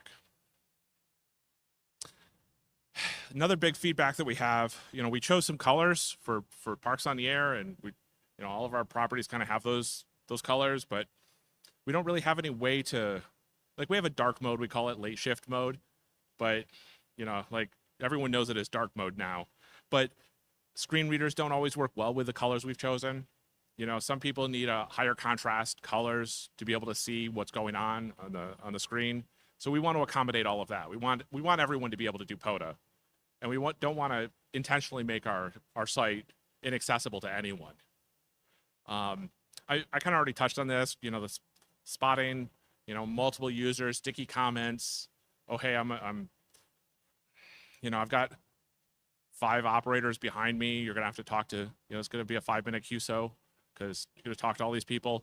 You know, I want to know that when I look at the spot. And right now, you don't necessarily get all that information from the spots. So, oh, the other thing, spots take a 30. If you don't mark it QRT, it takes 30 minutes to fall off the spotter. What if you don't have good cell service? What if your cell service is gone away? You got a spot out, but it's gone now. That happens. I know. It's going to take 30 minutes. What if you're only going to be there for 10 minutes? What if you've only got 10 minutes on your lunch break? You're out at the park. We're going to make it so that you can say, hey, this is a short-term spot. Just expired after 10 minutes. I'm not going to be on the air. I may not be able to update it, but after 10 minutes, just mark it QRT. Here's a shot of prototype of our new map. This shows what this is. Oh, this is Mike's. I was like, this isn't mine. I've done way more of these parks. It's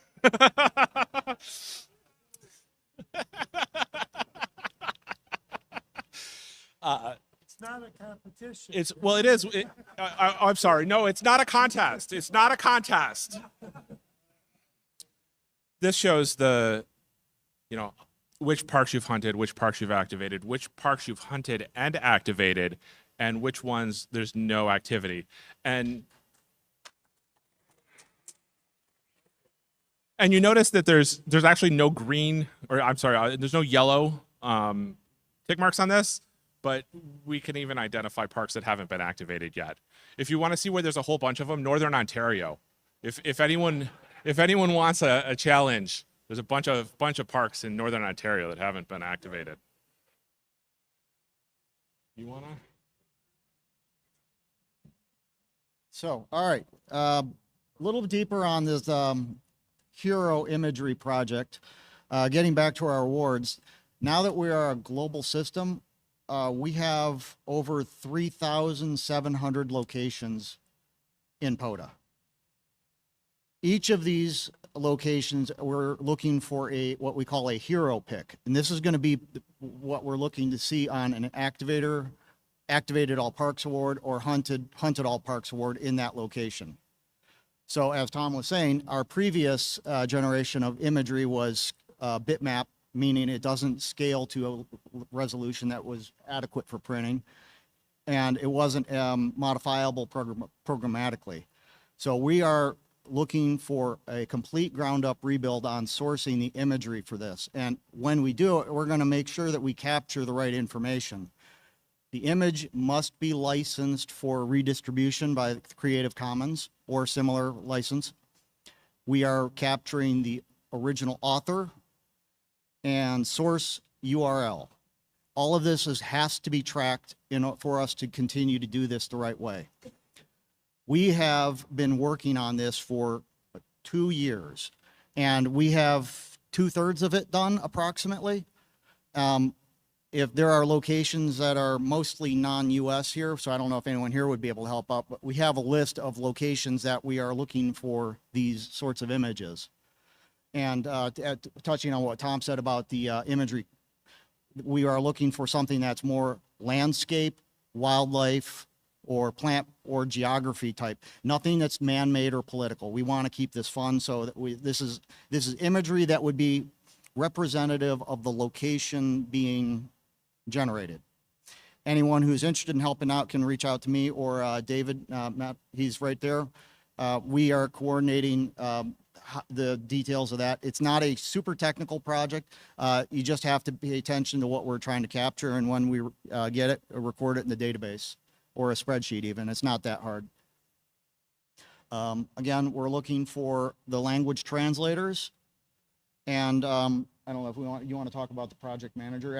If there's anything in here that anybody feels like they have the skills to help us out, reach out, we'll talk, and we'll see what fit there is. Again, we still have an AWS infrastructure with the microservices. If you feel like you've got the competency and the free time that like a full-time job, reach out. We still have to maintain the current system before we move to the future. So any technical development, software engineering, reach out to us.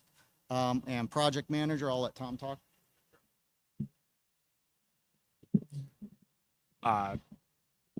Just that, we are undertaking a really large, I would call it a software project, but it's really a systems project. It is an overarching, it's an enormous project to replace POTA and not irritate all of you, and keep the look and the feel or the soul or the heart of POTA, you know, changing it because we have to keep up. And lots of people have told me that, you know, POTA's the best ham radio website, and I agree, but it's getting long in the tooth.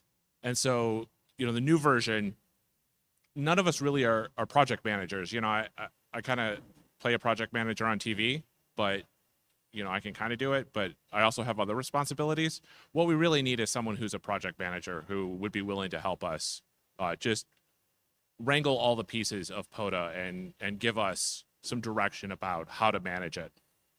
And again, really, if you're interested in volunteering with us, we love volunteers. You know, we're volunteers ourselves. No one's paid me anything for POTA. And I don't think anyone involved with volunteering has made any money on POTA. It actually, you know, activating in 48 states and 1,600 unique parks costs a lot. So, you know, this is my labor of love. And if you all came to hear us talk about it, I think you love it the same way we do. And if you're interested in helping us out, either if you can help us out on technology, that's great. If you can help us out with a donation, that's also really, really important. You know, everyone's aware that everything costs more than it did, you know, a short period of time ago. And POTA is no different. Our infrastructure costs are going up. When we're developing a new system, we're paying not quite double, but we're paying for two infrastructures. You know, we're not paying the usage fees, but it is costly what we're doing. And you know, there's been a shortfall for quite some time of making the monthly expend on donations. We've made some big improvements. We've gotten the donation systems working again, which is excellent. And you know, we've gotten the word out that, hey, it's not an emergency. Hey, we're not running out of money exactly, but like the costs are increasing, and if you guys love it, we need to keep it funded. So I think. Oh yeah, I could talk about what the bills are. Oh, we spend about $6,000 a month. I'm sorry, say that again. Yeah.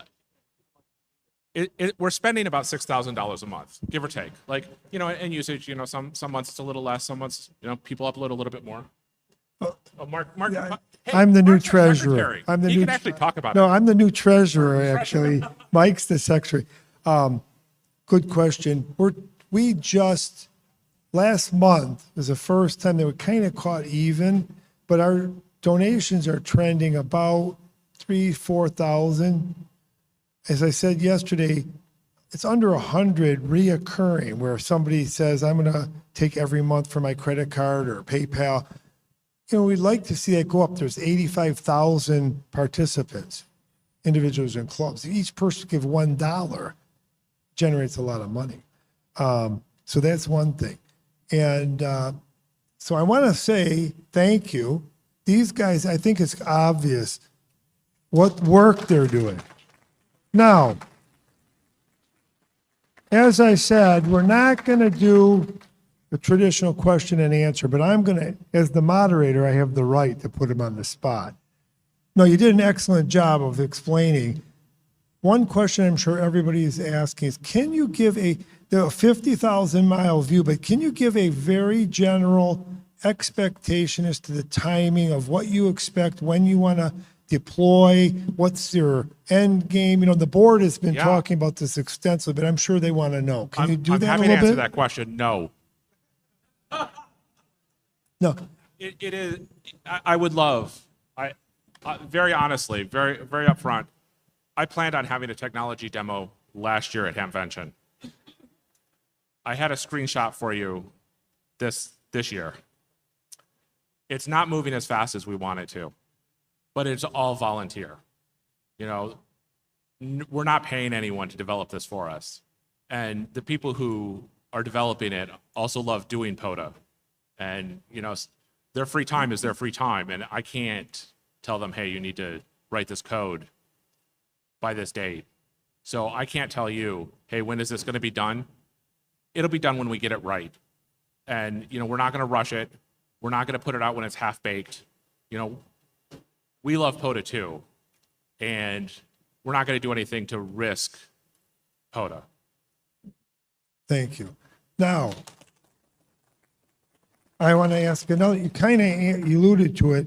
I was going to ask a different question is, are there any major pitfalls that you anticipate that you want to maybe front load? And can you give just a little expectation of that? Sure.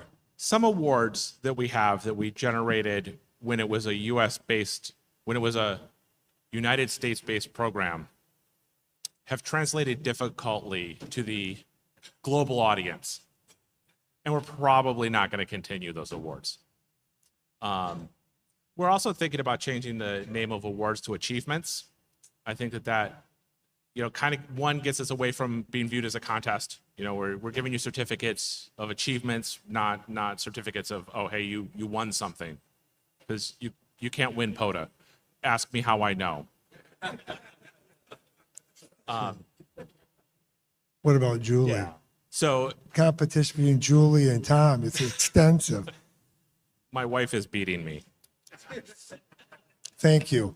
My other question, I kind of know the answer, but maybe the people would like to know. Can you give a little primer or just a little explanation of the collaboration that you have with people like Sebastian and other programmers, and give them an understanding of how much work there is on the backside that, again, is volunteer?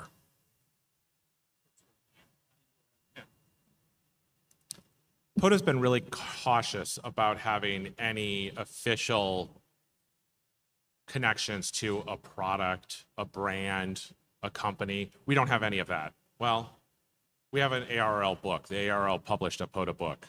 That's really the only, we have people that'll sell our merch, sell our logo on stuff. We have agreements with them for that. But we're cooperative with people who develop software that you folks use. And we're happy that people are developing, and hopefully with the public API coming, there'll be way more people connecting to the POTA system in a whole bunch of different ways. As good as, I'm a little biased because Sebastian's also a POTA volunteer. I really like Polo, but whatever you use is whatever you use. It's fine. I'm not saying that as a board member of POTA. I'm saying that as Tom Martin. I like it, and I think some of the ideas that he has are really good ideas, and maybe we can integrate some of that into POTA. We try to be really friendly to everyone. And by and large, the people who have developed software that interfaces with our system, really good people and are very collaborative with us. And, does that answer your question? Yes, thank you. Well, again, I want to say thank you. As a board member, I know these guys, any question, IT, we always go to these two. They work hard. I knew the answer every day. I call Tom and Mike. Yeah, and then what I'm going to do is this. Do you want me to take the question? I was going to say offer, you guys decide. We have 10 minutes. Do you want the people to come up and talk face to face or do it here? Okay. Does anybody have questions? I'm going to go and let's keep the question isolated because we have about 10 minutes. I'll start right here. We're going to go fast. This isn't a question, but a wish list. Okay. One wish. That you have a friends list on there that we can look at our friends' stats. Custom leaderboards for people that you want to compete with. I do that for our club, and POTA went through the roof at our club. Yeah. Club level leaderboards, state level leaderboards, all of this stuff possible in the new version. A statement. It's sad if you have 94 people or whatever doing the recurring fees. That's pathetic. I think maybe people need to buy one less radio and spend money on what's making them happy. Number two, it's your fault. You need to let everybody know, not just a few hundred people at Hamvention. Thank you. Yeah, I know it's my fault. It's fine. No, thank you. It's Mike's fault too, though. He takes some of the blame. Everybody should know they are working very hard. We've been on their backs. Fix the program, make it so donating. They're working hard, so we do know that. I'm trying to do a lot of international POTA now that I'm retired. And do you anticipate, like, we have all the states in the U.S., but when you go to Canada, why isn't there, a box of the provinces done, or the prefectures in Japan or whatever? Is that on the plan to have those kinds of things show up too? I'm having just a little bit of a hard time hearing. I'm Well, sorry. let me slow down. Okay, so like in Canada, they have provinces. Yeah. You have our nice box for hunter or activator for states, yeah, but yeah. we don't show the provinces. We have a lot of Canadian Yes. and Japanese prefectures. Yes. So will you be Yes. doing that? Of course. Okay. Yes. Great. Good morning, guys. You know me, so first, thank you for what you all do. Secondly, with these new enhancements coming out, are there opportunities for us to help you with beta testing, stress testing, things like that? Stay tuned. Anybody else? You guys were looking for donations and stuff. I think there's a lot of people out there that would donate. Put a donate button on the banner on every POTA screen. Thank you. Here, I'll get to this. Wow. Okay. Sorry. Have y'all ever thought about like partnering with like Scouting America or the National Park Service or anything like that, like outdoor clubs or anything like that? We can talk about it. Yes, we are thinking about different things, corporate and Are you taking suggestions for future activities, such as on the map, parks that have a restroom? We are going to have more metadata available about parks, and that easily could be one of the pieces of metadata that we collect about a park. yeah. There was a question here, is there a POTA tent or booth? Yes, it's in the midway right by the police station before you get to the midfield. And POTA now is taking kind of ownership of that, but there's a vendor there, there's merchandise there, there's a game there. It's right down the street there. Hey guys, I'm James N0WRL. I'm the lead of World Radio League logger. And first of all, huge respect for the project you're taking on. Last year we moved from Firebase to Postgres, and it almost killed me. So I know exactly what you guys are going through. But I wanted to ask, what everybody asks us for constantly is, can you just auto upload our logs to POTA? And we've done a lot of work on our side to try to make sure everything is POTA compliant. We even added, like, when you're exporting your log to POTA, it checks your log, finds if any data is missing, and prompts you to fix it before uploading. So hopefully that we're not causing you guys too much frustration. But do you, just because ADIF is so widely supported, do you envision that you want to continue the log uploads to be through ADIF even when the API is uploaded? Or do you envision sort of moving towards the API? Or maybe you haven't thought that far, but I'm just curious what you guys think you'll do as far as the log uploads in the future. Yeah, it'll be part of the public API. Hold on, one in the back row. Thanks so much. Great work you guys are doing. I'm hearing a lot of, heavy lift on the back end to get all this done. And I'm wondering if you have thought about leveraging, Claude Code, AI, things like that to, maybe not the more complicated stuff, but, some of the big, migrations and things like that, where, it's just time consuming. It's not so much, about, yeah. And quick second question about the photos. I'm wondering, are those going to be community gathered? Have you thought about adding any kind of framework around, getting the community to take the photos as they're doing the activation, things like that? That might have been what you were saying. I didn't totally understand. So maybe some clarification there. Thank you. Two answers. Regarding AI coding, we aren't currently, but the future is interesting. regarding the pictures, there's a group of people who've been collecting images, and if you want to join those people doing that work, contact us. First of all, appreciate you guys. Have you considered, I understand there's a different workflow, but have you considered running it as open source for the new project to allow more community contributions for people that may not have time, but not necessarily more time for more dedication to it? In the past, that wasn't possible, but we have a board of directors now. Open source carries certain legal obligations and risks, and so we would have to talk about that. We also have a lawyer. Yeah, and we extend, if it's not obvious yesterday from the talk, we are going to defend our IP, our asset, Actually, our an attorney. program, our logo, everything. And it's a challenge, but open source is a very good opportunity, but it's careful. We have to be careful. I personally really like open source software.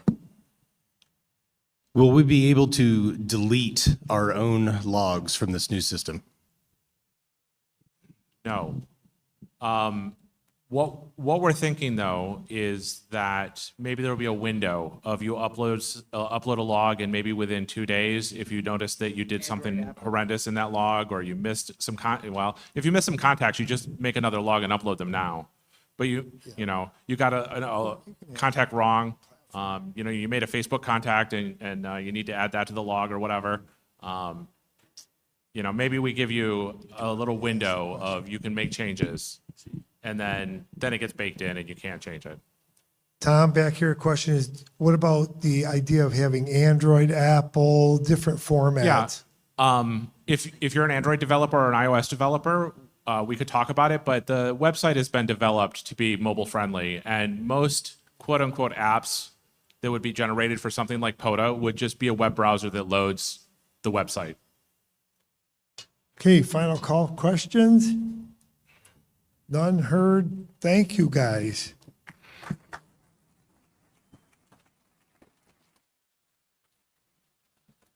Thanks everyone for coming. This is their computer, yours.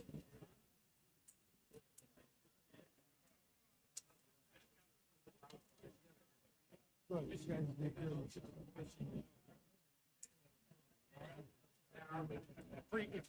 anticipate. Yeah, no, let's put it aside. Yeah, thank you.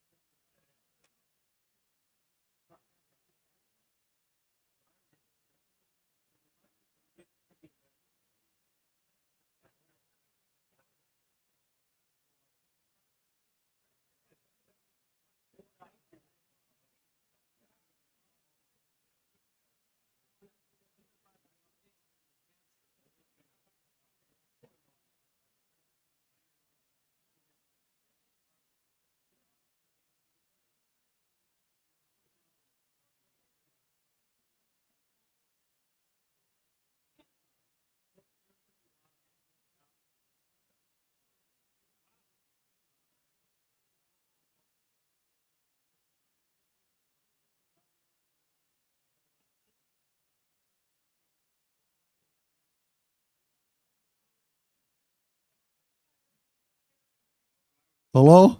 I'm going to be talking about learning Morse code for POTA in a little while. Stick around.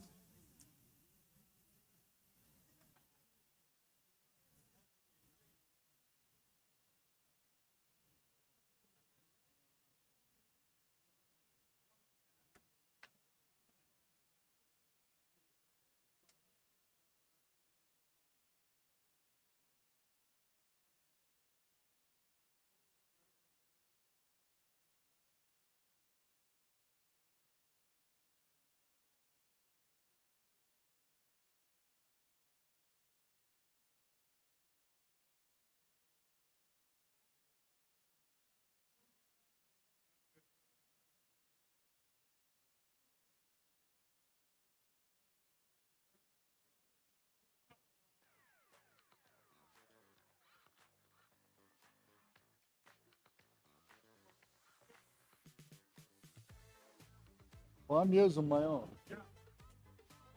So thanks for permission.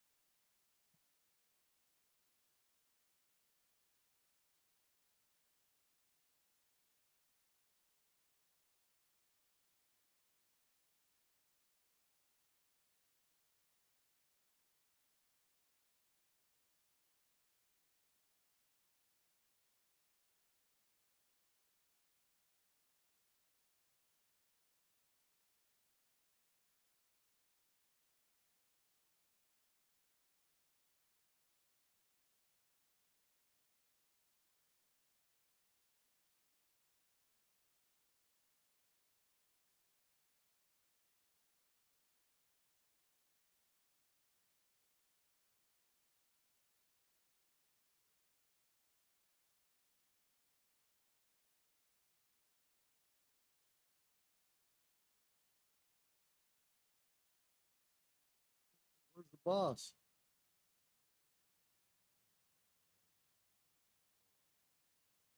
I've heard that before.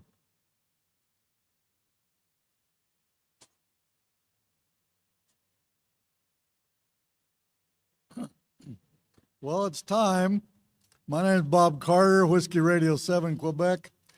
If any of you are interested in learning Morse code or learning about learning Morse code, that call sign is the most important thing you can write down about this convention. So write it down. Feel free to email me, and I'll be glad to send you information that'll help you get going. I've been in ham radio for 20 years. I got in when I was 59 years old. My dad decided he was going to get out. And since then, I've got A-band DXCC, worked all zones CW, 326 confirmed entities, 5 more till on a roll, and my station information and all kinds of information about me, feel free to look it up on QRZ, but not now. Wait after the presentation. I'm a member of the Utah DX Association. I'm a big DXer. I love chasing DX, and it's just a lot of fun, and most of it's on CW. I'm one of the administrators for CW Academy, and I'm currently an advisor. We've got a number of people from CW Academy here tonight, so thank you. The why of this presentation.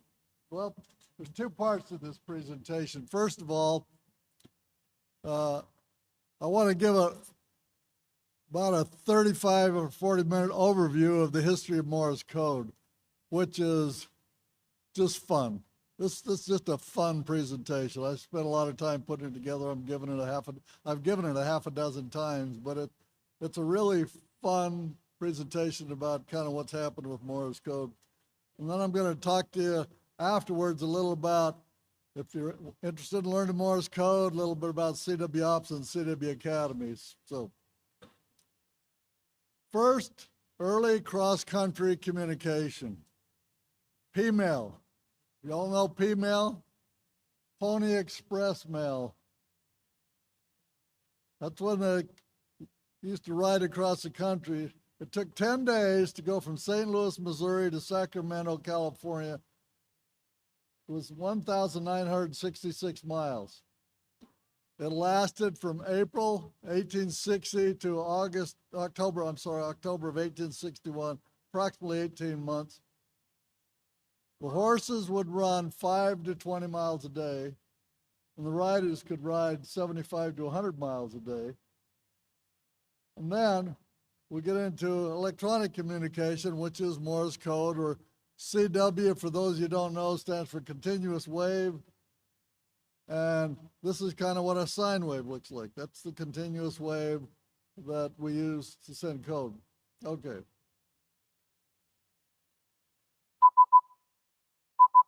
Can you hear that okay?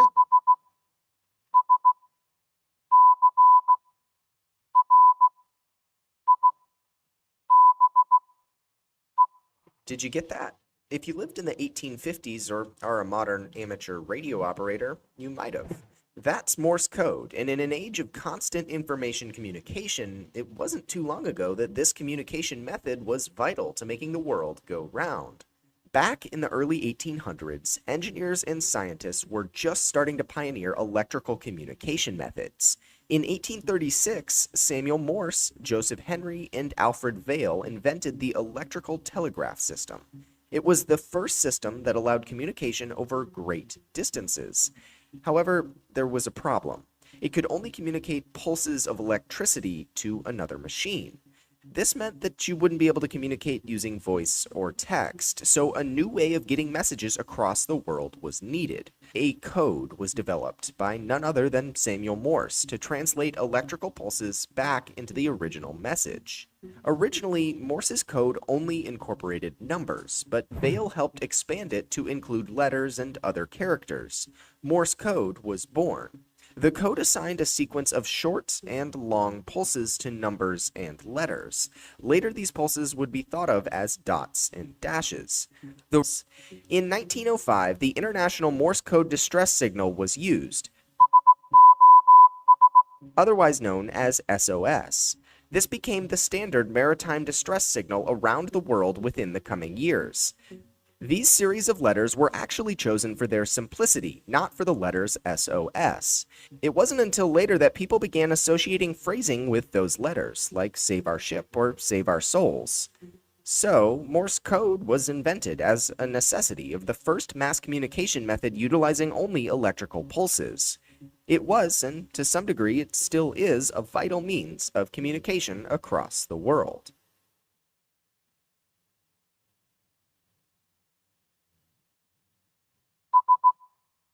Whoop. Oh, good. Push the wrong button. Sorry.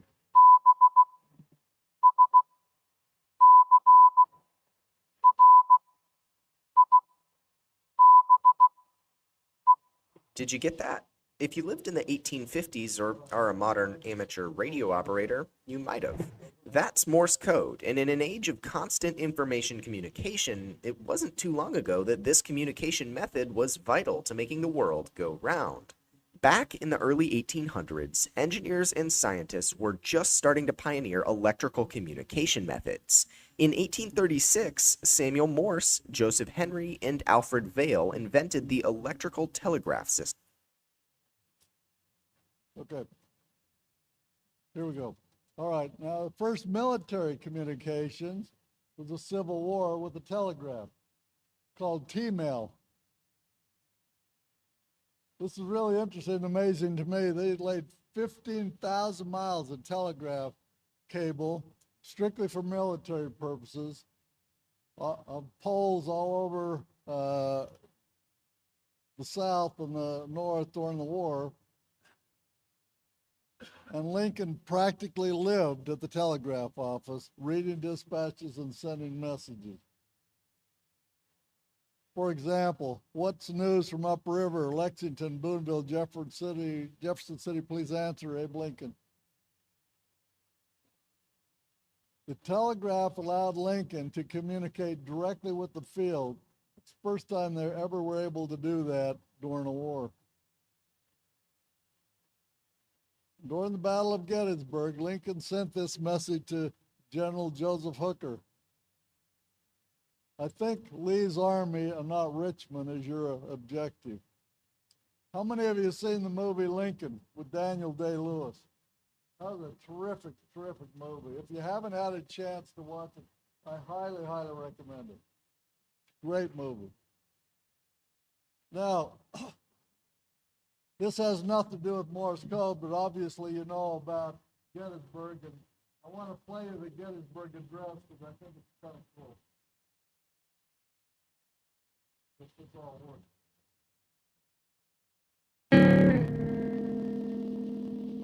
Fourscore and 7 years ago, our fathers brought forth upon this continent a new nation, conceived in liberty and dedicated to the proposition that all men are created equal.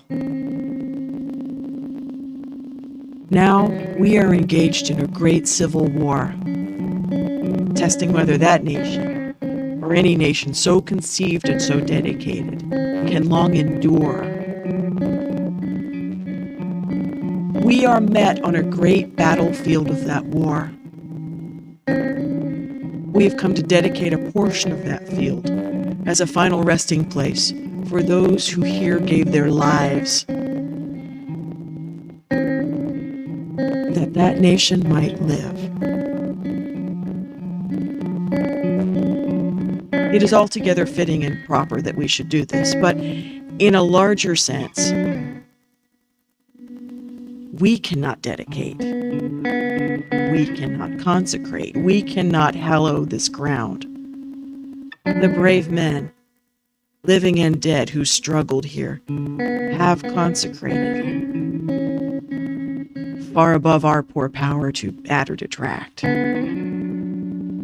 The world will little note nor long remember what we say here, but it can never forget what they did here.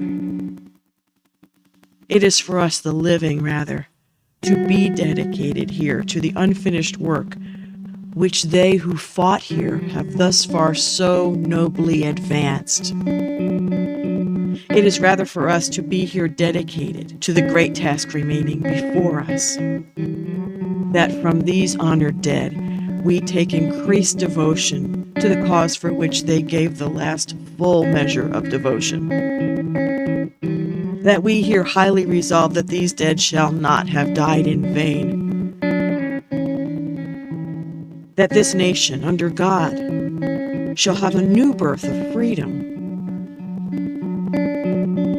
And that government of the people, by the people,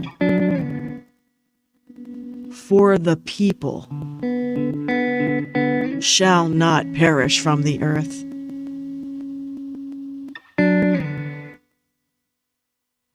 Abraham Lincoln, November 19th, 1863.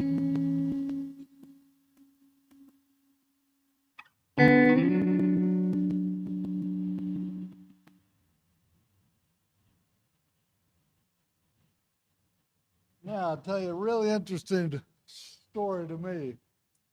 Back in those days, when they get up and speak in public, they'd talk for 1 to 2 hours.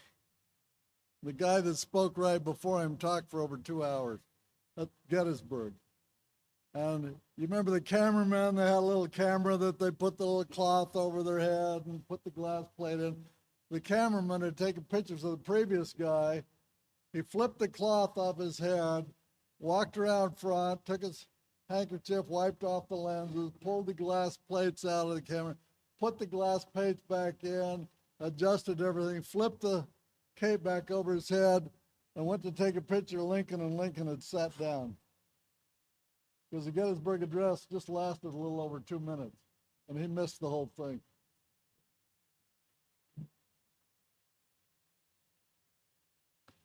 Now over ocean communication. This is getting more fun.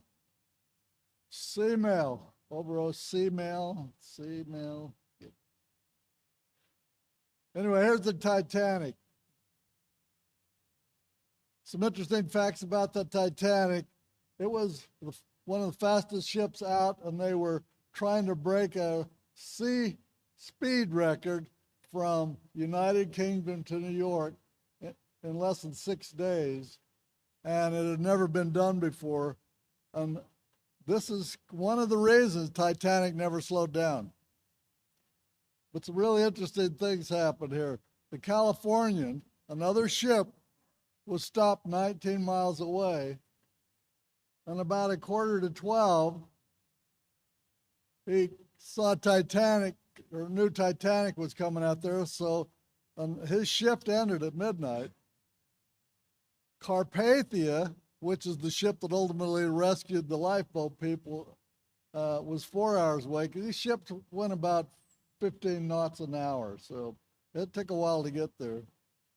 This is Captain Edward Smith. He was the captain on the Titanic. He went down with the ship.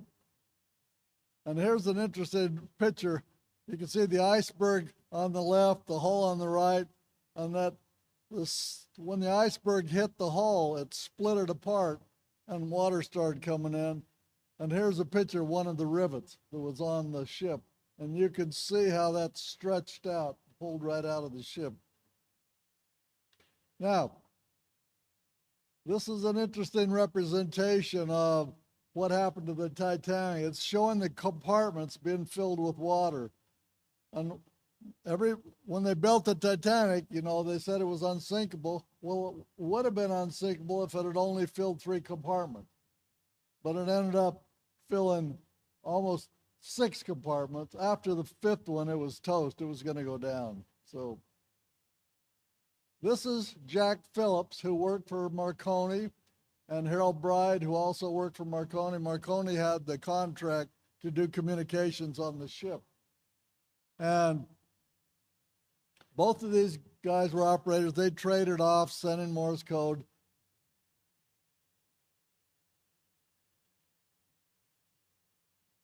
And the Californian was 19 miles away. Just before his shift ended at midnight, he saw the Titanic's light. He messaged the Titanic, warning him they're stopped, they're surrounded by ice. Now, the Titanic is full of wealthy people, and all these wealthy people want to communicate back home, and so they send home traffic telling them how they're enjoying the trip, what's going on, where they're going next, and stuff. And I don't know how much they're paying, but maybe they're paying $5 a word to transmit this stuff, which is making Titanic people a lot of money. And so you may all have heard of spark gap, and this is a very similar representation to the spark gap transmitter that was on the Titanic.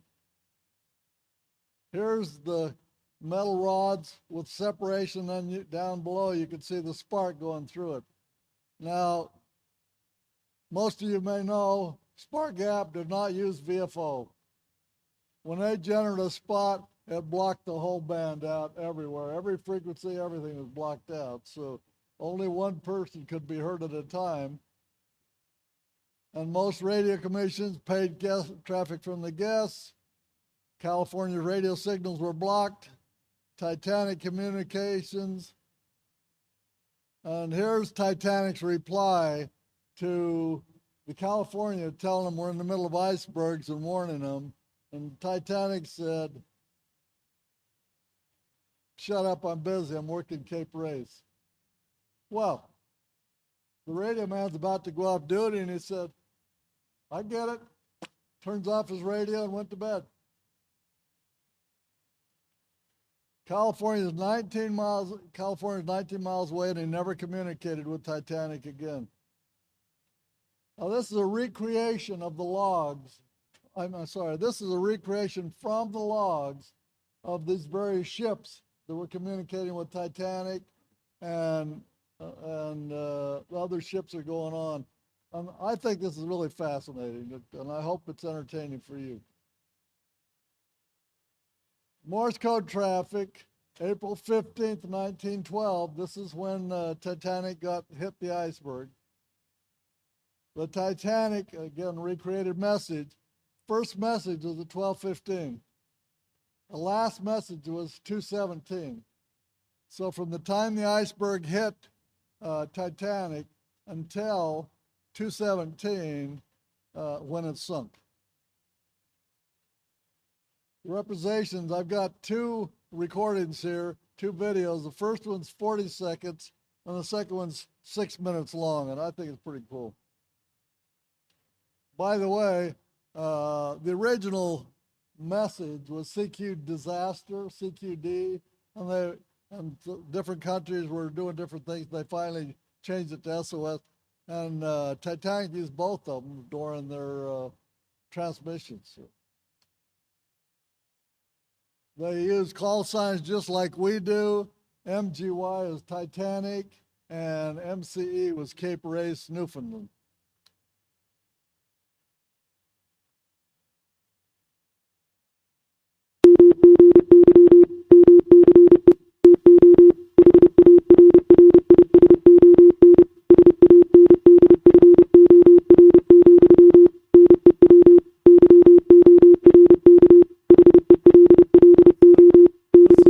Sending a message to her boyfriend.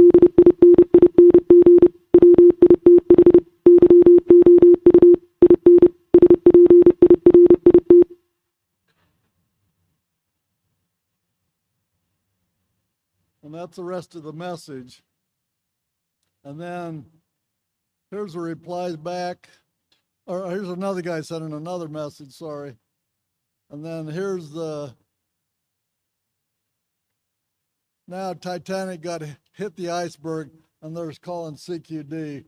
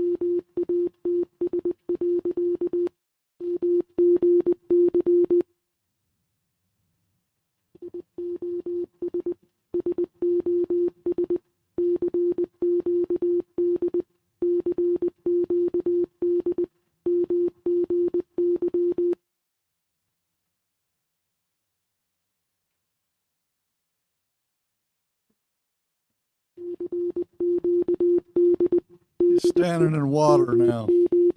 Still operating. Ice cold water. And that's it.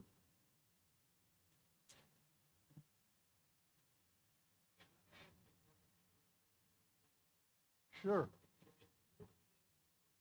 I can't hear too good, so because there's a lot of noise behind me. Can you speak up?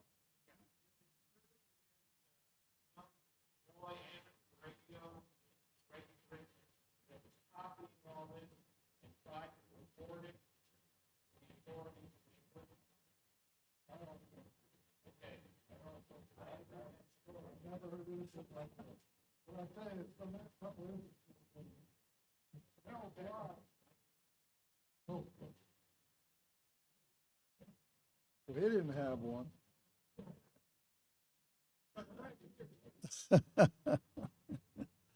Harold Bride, he sent him, Philip sent him to a lifeboat, and he got off a lifeboat, and he went back and told the story as much as he could, as best he could, and he was sorry he survived, because he took so much grief for being one of the surviving passengers. He had to sit through so many commissions of investigations and stuff like that, and so he was really sorry he did. And another really interesting thing, you've seen and heard that they saw the iceberg and they immediately turned the ship hard to port to the left. That's port, right? Yeah, hard to port. And so the iceberg ran down the side of the ship. Had they not done that, if they'd have struck the iceberg head on, probably would have killed a dozen people, but the ship would not have sunk because all the compartments would have stayed afloat. What? Absolutely. He was sending when the ship sank. He was right in the middle of that message when the ship went down. Standing in ice cold water. Went down. So this is a recording, this is the actual message that they recorded everything they said. And this is, it says, we're sinking past, passengers now being put into boat. Now, that was an interesting, unfortunate thing because one of the messages they said was passengers are being put in the boat. Well, of course, the news picks it up, and they don't quite get things exactly right. And so they broadcast all over the world, all of the passengers were picked up because that's all they knew, because based on that message. And so a lot of people get bad information. So the whole thing was a sad thing going around. So here's a message received by another ship, the Carpathia. Now here's a picture. You can see you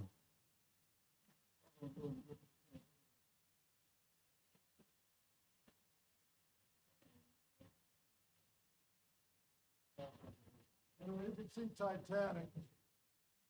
California's 19 away and Carpathia is 60 miles away, and you can see the other ships.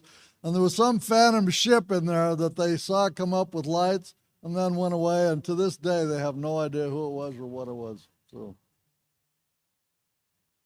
and there's the ship. This is an actual picture of the ship going, not really. Okay, now, early cross-country communications. This is military, I call it war mail. And primary communications was Morse code. And between onshore, U.S. and British headquarters, infield battle commands, ships, submarines, aircraft, and secret agents. A lot of secret agents were in there, dropped in, parachuted in, whatever, and were able to use little Morse code boxes. So this is some of the devices they used. And this is an operator. And this is the people decoding. Now, I bet most of you have seen this more than one time, but this is the contest when Ben Cook and Dave Stoddard from Orem, Utah, which is just about 25 miles south of Salt Lake City. Ben Cook, at the time this was done, held the record for text messaging. 2004 Guinness World Record for text messaging. And he went against 2 Morse code operators, and I'm sure most of you have seen this, but it's just fun. Illinois, what do you do up there? I work at a mortgage company. I'm a loan processor, primary residential. Oh, all right. And do you say no? Can you say, I'm sorry? No, we You don't never- turn anybody down. Really? No. You must be very popular. Oh, yeah. Let me, do you have a cell phone? Do you have a cell phone? Yeah. And I imagine your business text messaging is a huge part. Yes. All right, okay. I want to show you what we're gonna play here. We found the fastest text messenger in the country. Let's bring him out. Ben Cook and his friend Jason. Let's bring him out. Ben and Jason, come on.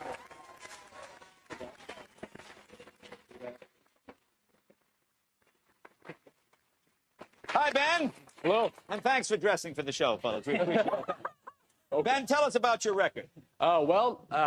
I typed a 160-character message in 57 seconds. Okay. Very quick. And you accepted the message. Is that correct? Yes, I did. So you don't really do anything. It can be tough sometimes, but Now we're going to see just how fast this technology is. Let's bring out Ken Miller and Chip Margelli. Come on out here, fellas. You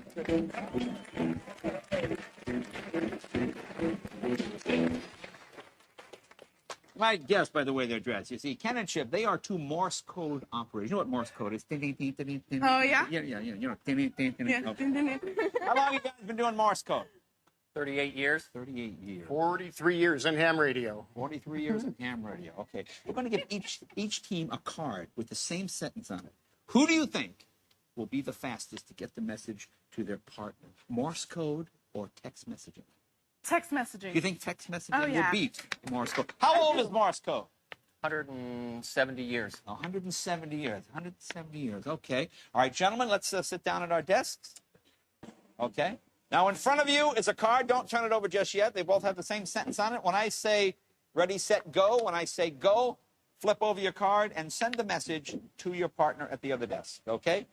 Ready, set, go! Yell out as soon as you have the message and then read me the message. You can hear the Morse code. Can you hear it? Yes, I can. Very exciting. Gets less exciting the more it goes on. Let's see who is faster.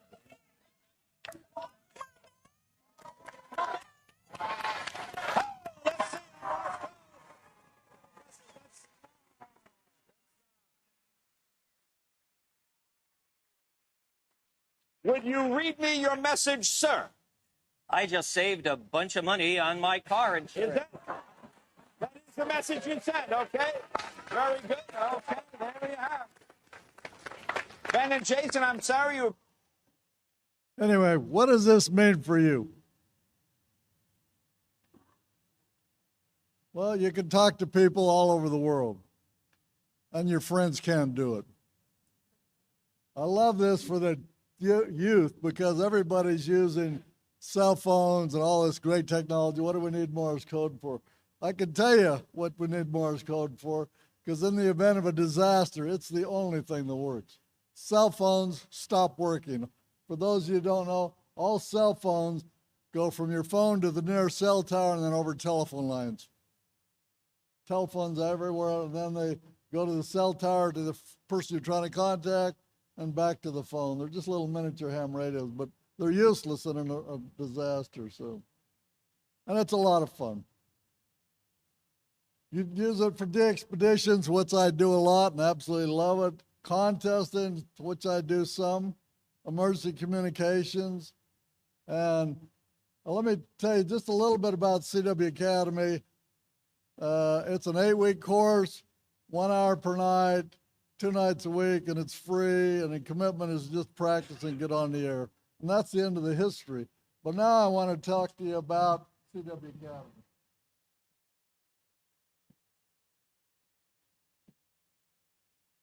CW Academy is run right now, 2 guys administer it, myself, Bob Carter, and my friend Roland Smith. Roland, stand up and get a round of applause for Roland Smith. He keeps this whole thing where he done all the programming for it. So Anyway, it's a worldwide organization with more, CW Ops is a worldwide organization with more than 7,500 active members. And CW Academy is a subset of CWOps.org. CW Academy is very different and stands out in a unique international organization. It advances the state of the art of communicating across the full spectrum of CW activities. And early introduction of rag chewing, contest indexing, and award chasing. Our mission is to increase the number of competent CW operators, and our goal is to help you become a better CW operator. It was established in 2010 as a means of developing more quality operators, active advisors, and students. And it was managed at the time by a guy using an Excel spreadsheet. I got in CW Academy, I took a few classes, and then I said, well, gee, I like to teach, so can I teach? They said, sure. So they got me in. I taught some beginner classes, and then I talked to this guy that's running the spreadsheet, and I said, how are you doing this? And he said, he's on an Excel spreadsheet. And I said, I'll send you a copy of it. He sent me a copy of it.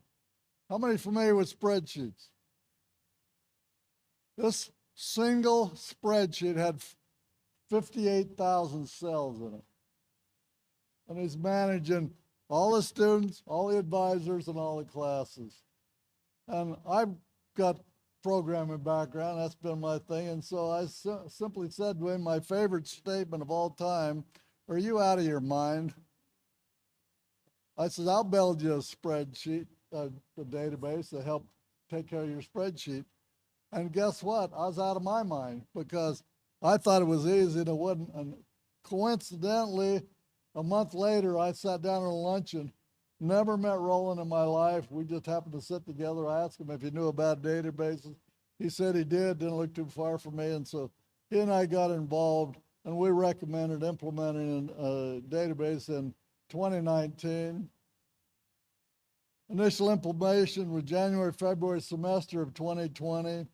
Significant evolution since then. We now have up and down on over, we've got 200,000 lines of code and 300 programs and about 214 tables in the database. And we've successfully taught more than 10,000 people. Our course is broken into 4 levels: beginner, fundamental, intermediate, and advanced. The beginner level is for people that have 0 experience, or they learn Morse code in the Boy Scouts and can't remember it at all. So anyway, we get in and help them learn letters and numbers, get on the air, learn about this little protocol. And now, and I'm going to be talking about this in a little bit, but now we're really focusing on teaching people how to get in and do POTA with Morse code because it's so much fun and so effective. And we do it right out of the beginner class. So the fundamental class is the next level. We help people that can operate currently at about 6 words a minute and increase their proficiency, on-air communications, contesting skills, etc. The next one's the intermediate level. It is for people that can comfortably send and receive about 10 words a minute. I primarily teach intermediate level classes.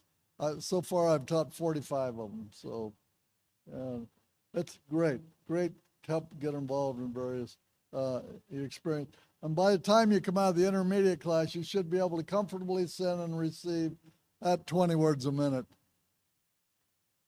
And then the advanced operating program, you start at 20 words a minute and get up to 25 or even higher and learn, and you literally get to where you're doing instant character recognition, instant word recognition, and get on the air and really start enjoying it. So we've grown internationally.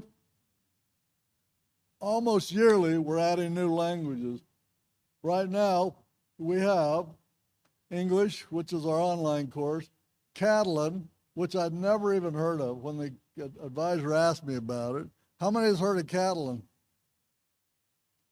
Catalan is in Spain, and more people speak Catalan in Spain than speak Spanish. What is it, about 2/3 of the country or half the country or something like that? But anyway, so we've got the beginner and fundamental program in Catalan, we've got it in Greek, we've got German, we've got it in Japanese, and we have it in Polish, and we got people inquiring about other languages too. So what we require for somebody that wants to do in a different language, they have to teach the class. We're not going to teach the class. And they have to convert the program, translate the program. And we need them to do both in beginner and fundamental to get people going. And by the time they get to intermediate, we can kind of take over from there. One of the problems we had with people signing up for CW Academy is they go to a convention like this and they have a really fine presenter up at the top of the room promoting CW, and they say, oh, I'd like to know Morse code. That sounds really fun. It's something I've always wanted to do. And so we get involved in the introduction, and we tell them what the requirements are, and they say, what do you mean I have to practice? I don't want to practice. I just want to learn Morse code. And people don't understand. It's a foreign language. You got to commit to it. So one of the things we've also done to help is let people do a pre-enrollment assessment to let them see how good they are for themselves, what level they ought to enter in. So that's been a real boon for the advisors and the students. Here's the scores out of the assessment. You probably can't see that very well. But anyway, on average, 86% of the people who sign up to take a class complete and graduate. And of the confirmed students that get in, about 77% finish. Now, here's the bane of FT8. I've been a CW operator, for 20 years. And when FT8 came out, I was really unhappy, and that's not the word I used. So, first of all, is taking away people, not CW started dropping down, everybody started doing FT8.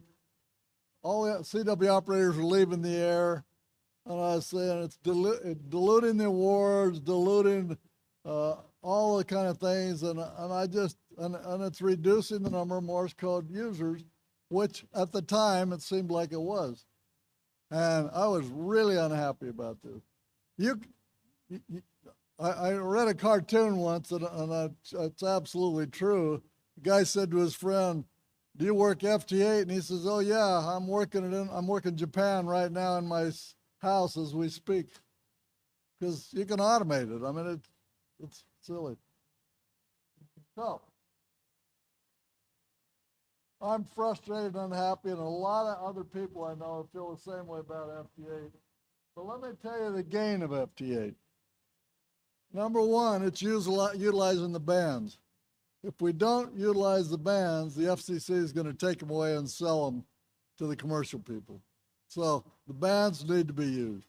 And then it's getting a lot more people on the air. And you get people on the air, and it's bringing operators back that haven't been on for many, many years. And they're starting to build stations. And I can tell you, I don't know how many of you done FT8, but it can get very boring.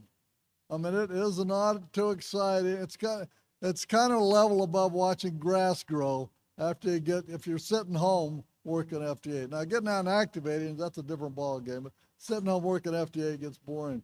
And so what happens? You get bored. What's my next challenge? People are then leaving FT8 and coming over to CW. And we're having that a lot because CW is a next good challenge for them. Now, similar thing happened with POTA and SOTA.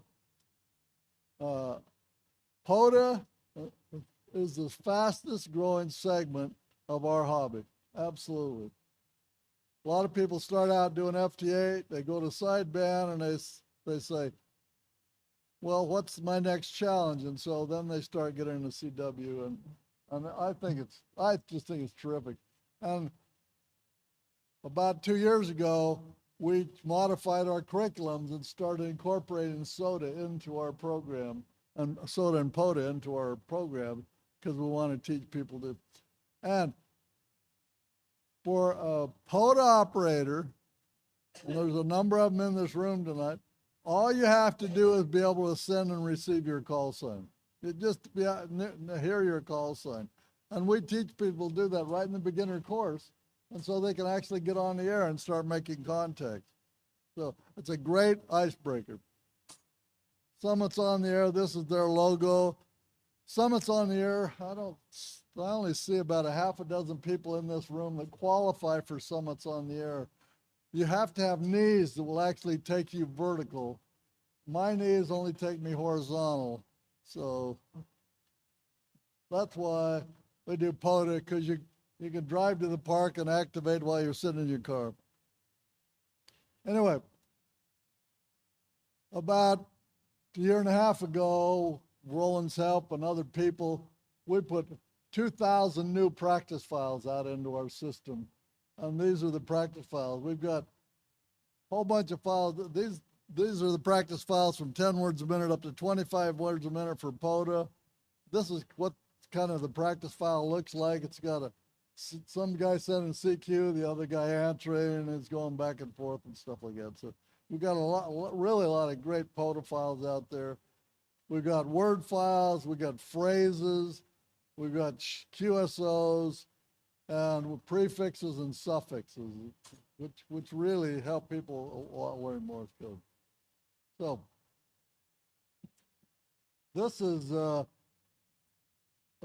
information Roland's program that we give to an advisor, let him see who his classes are, who's in his classes, and so they can talk to them before class and stuff like that. And then this is the advisor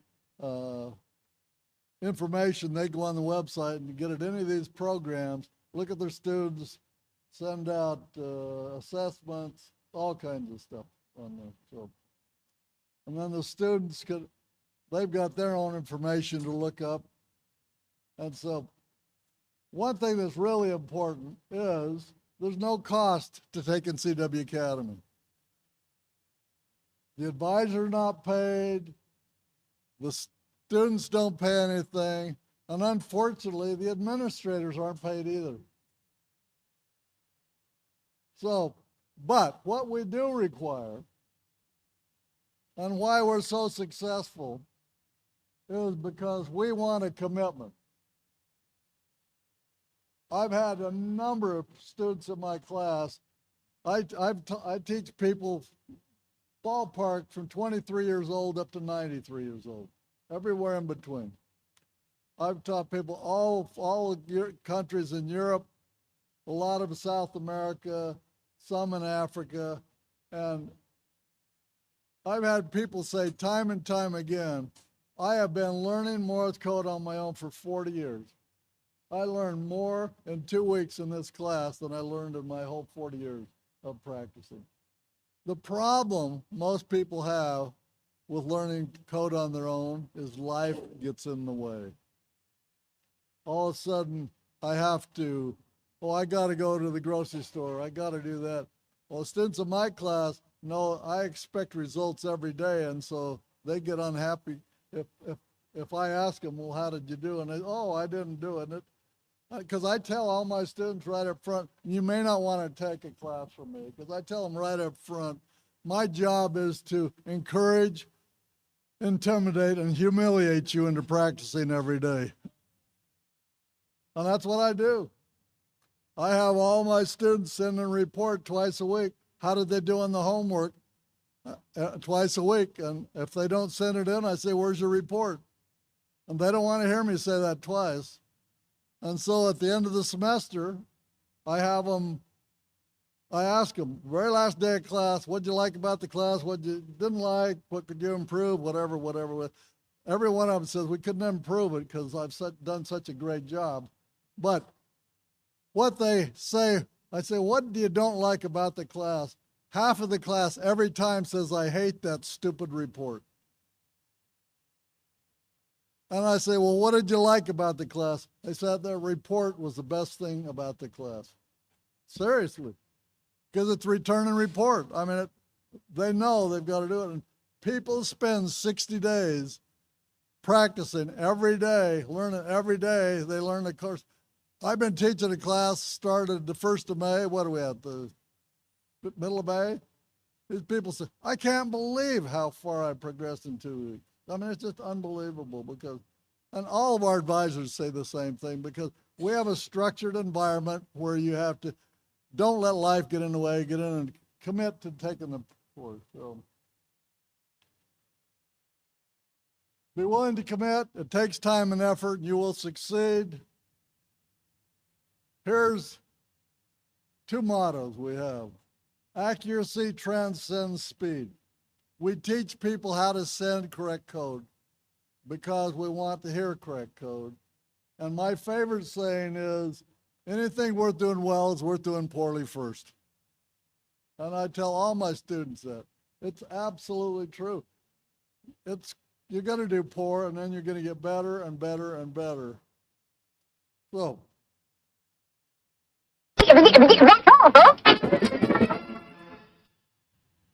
now,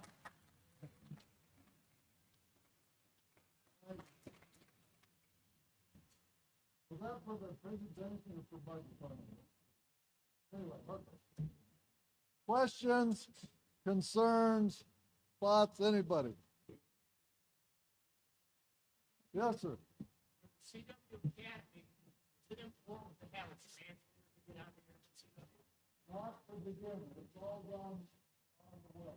But it is important to have a team and some where we can hear you from the code.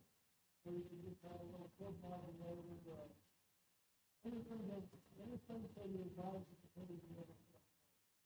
So you have to be able to use the key somehow, or you do not need to do it. We don't encourage this to do it.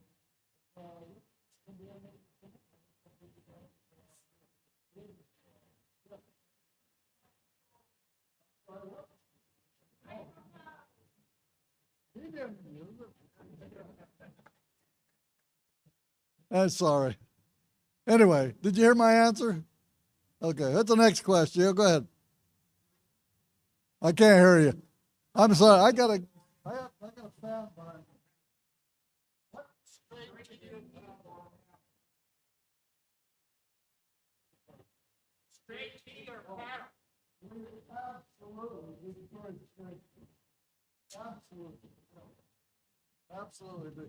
Because people can't send proper code structure with a straight key until you really learn and get good at it. And most people don't get good at it.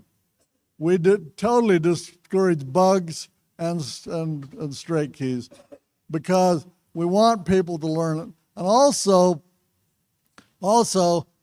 when you start out in our beginner class, we start out at about 4 words a minute, at about 18 words a minute character speed.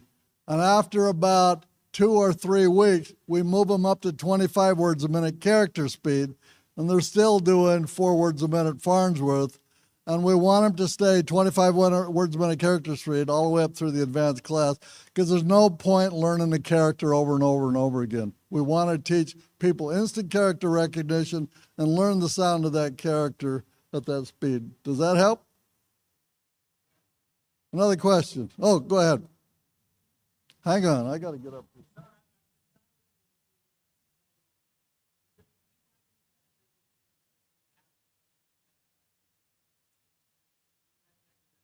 It's a lot of great stuff. We recommend a lot of great there's all kinds of things we teach you to use and we'll use in class, a lot of programs. So just talk to your advisor when you're in class and say, I'd like to use this or want to use this, and some of them have pros and cons, and some of them are just great. There's not just one way to learn. We want people to learn on. Just some people, it reminds me of a funny story for people that work DXing. these two ladies go on and they start doing a DX expedition. This is a true story. I heard them do it. They go on and they're doing this DX expedition on phone. And you know, when DX expedition, people are calling like crazy. And this one lady, she says, if you guys would call one at a time, it'd be easier. Well, you know, real world out there. You got to deal with whatever the world is. And that's the way it is with Morse code. So some of these apps are all over the place, but anything's good. Next question. Make up a question. What?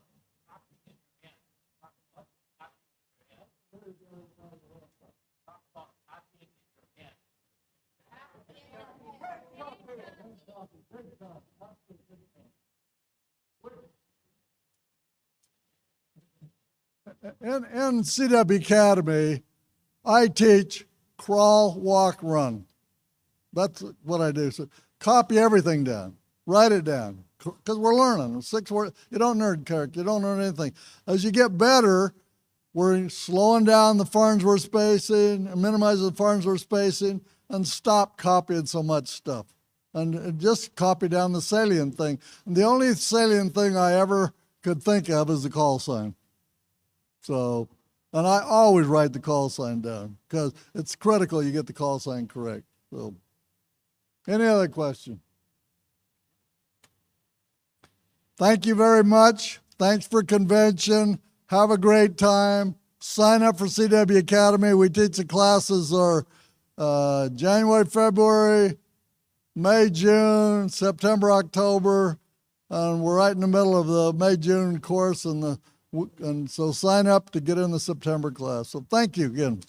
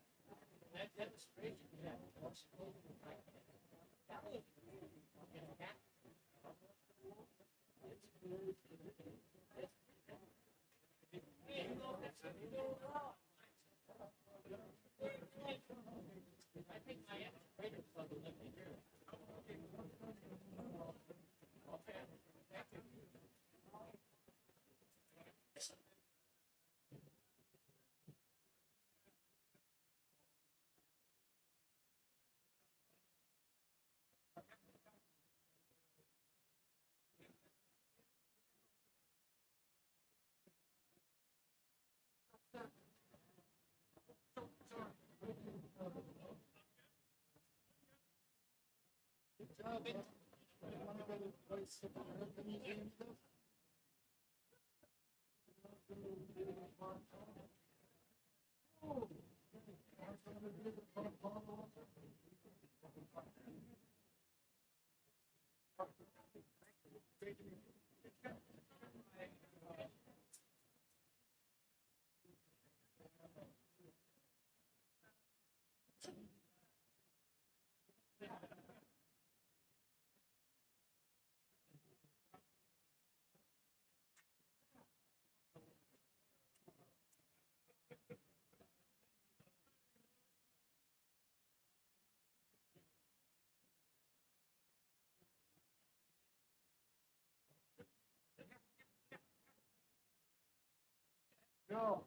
what's everybody coming in here?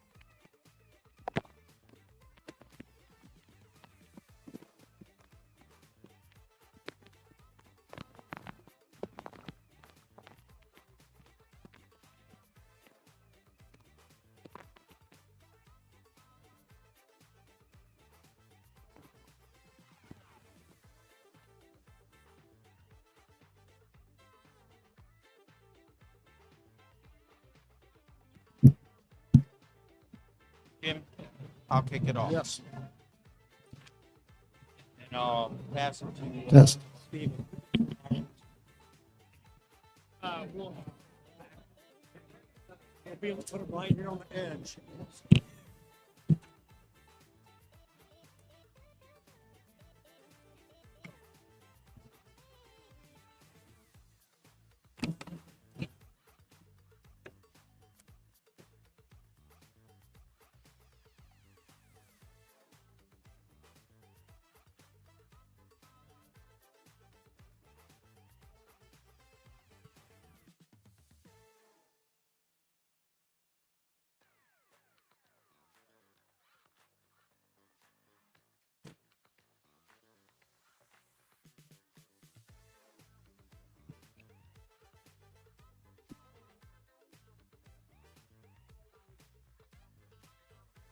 Check, test, check, test.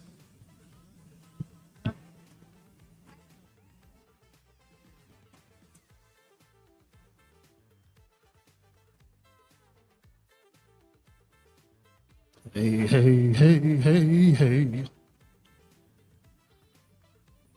Green, green, green.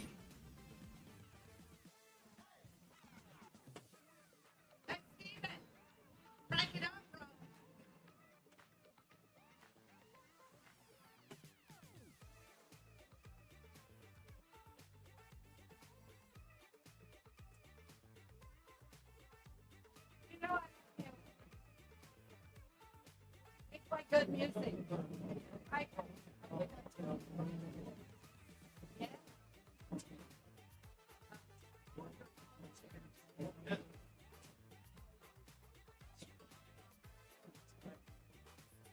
Hey, hey, hey, hey, there it is.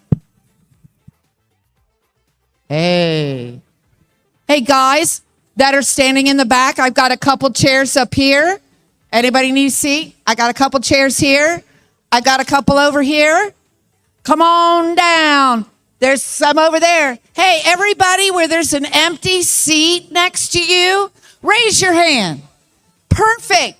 Those that need a seat, there's some chairs. Find your seat. Trying to help y'all out. Thank you guys for helping out. We'll get some people in some seats. Huh? I have no idea. I'll find out. Help get some people in seats for me. I'm working on it. All right. We got some up here. Got 3 seats in the front. Along the wall, if you could. Okay. All right, we've got seats in the front. Anybody in the back wants to sit down, come on up here. Okay, 2 here, 2 here. I'll get them. Thank you. Thank you.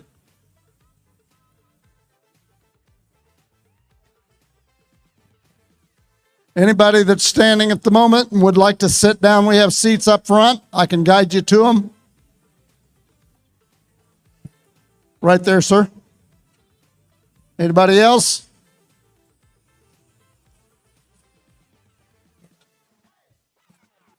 Table coming. Watch out, bud. Yep. Yeah, we're good, but thank you. I will. Thank you. Appreciate it. Okay, okay, all right.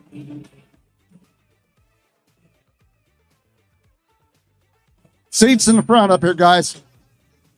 You two, come here.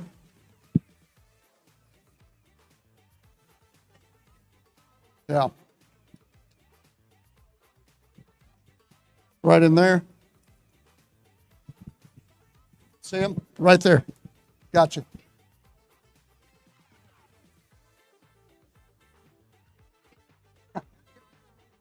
I know.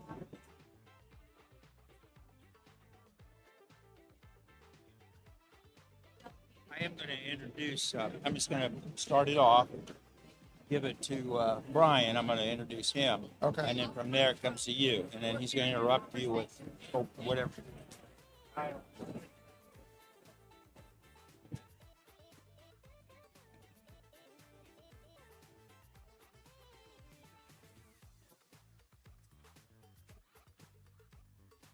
Liz? Anybody in the back just comes in, send them up front.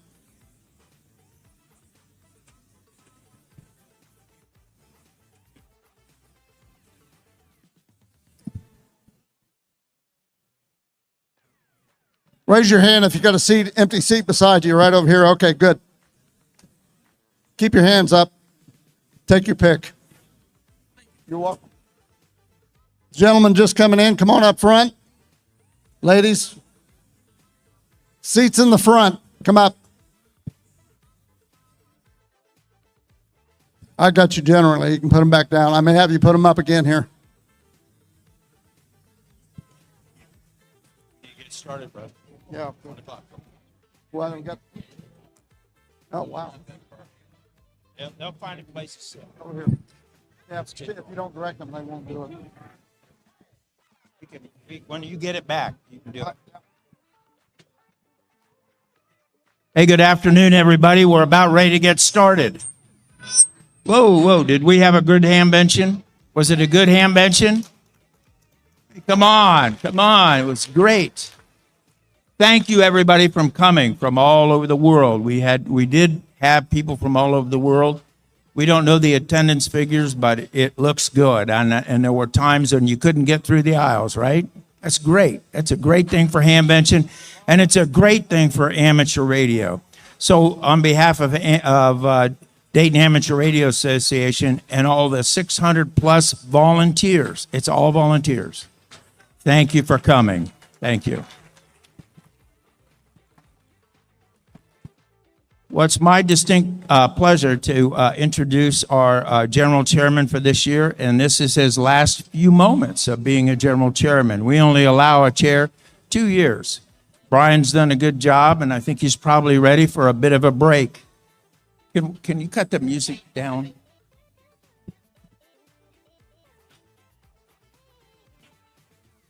I don't know. Sorry, that control.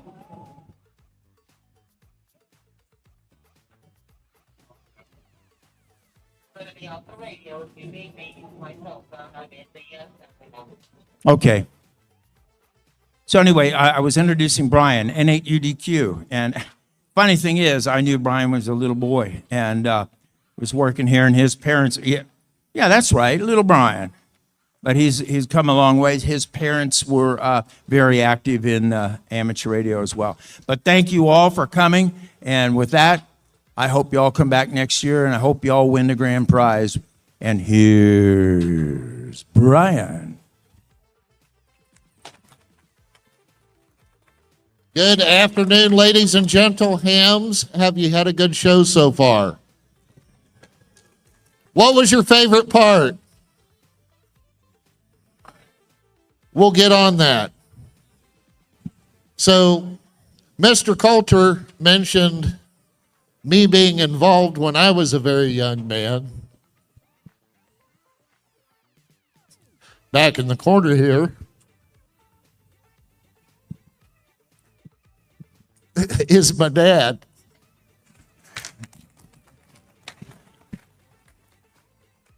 Whiskey Baker 8, uniform, Zulu X-ray. No, other way around, dyslexic, WB8UXZ. And he got me involved back when I was a very young, troubled young man. And somehow I came through the trouble and found amateur radio again.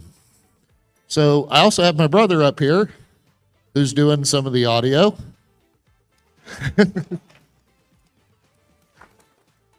Mother passed her general back in the day. I have another brother who is also a technician. I have a sister who is not interested.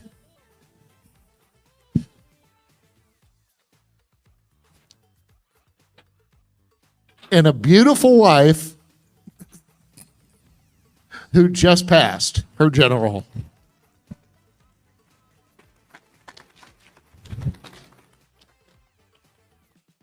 Wow, life has been an adventure. I've had people die and come back to life all weekend.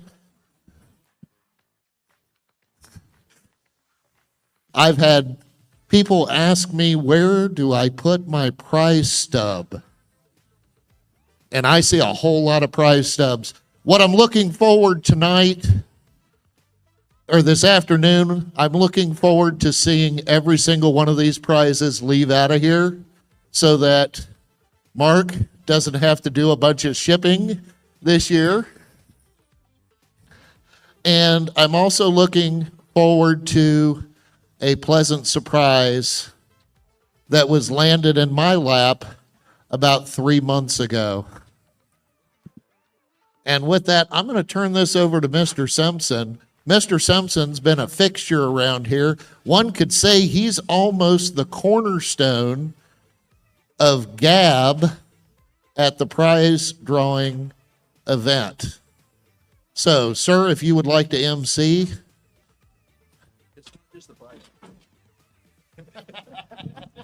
They're making all kinds of comments behind my back, and I know about that. That's okay.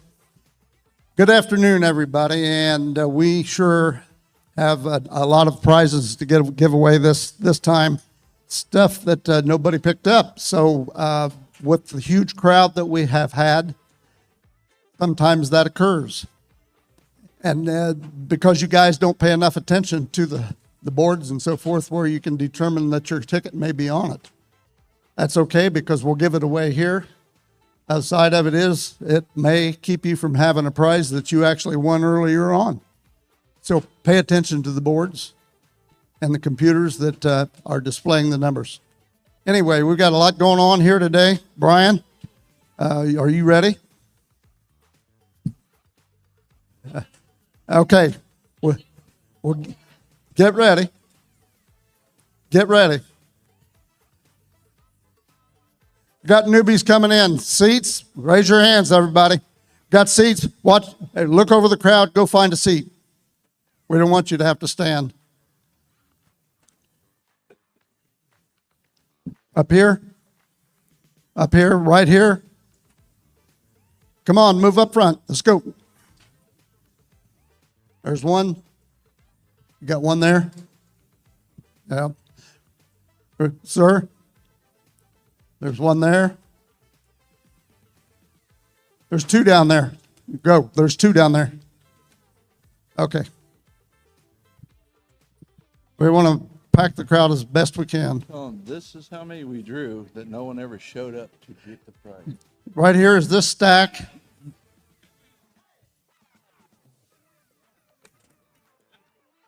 Oh my golly, look at this. What do we have here?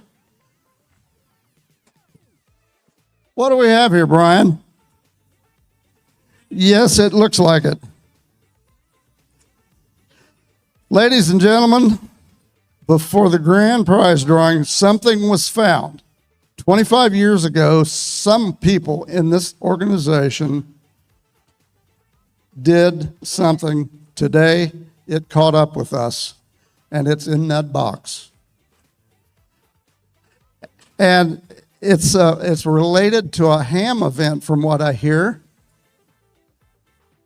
And Brian's going to open this thing up and show you what's in that box.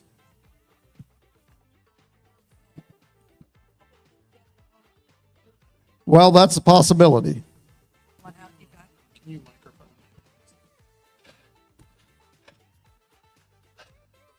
Oh my gosh, I can't believe how heavy that was. Hope somebody's documenting this. Let's lay this down just in case there's any snakes. I can't handle snakes. Okay. What could this All right, be? are we Anybody ready, want to make Joe? this? What might be in Joe, that I need box? pictures. I need pictures. We got to do this the right way. Okay. Oh my goodness.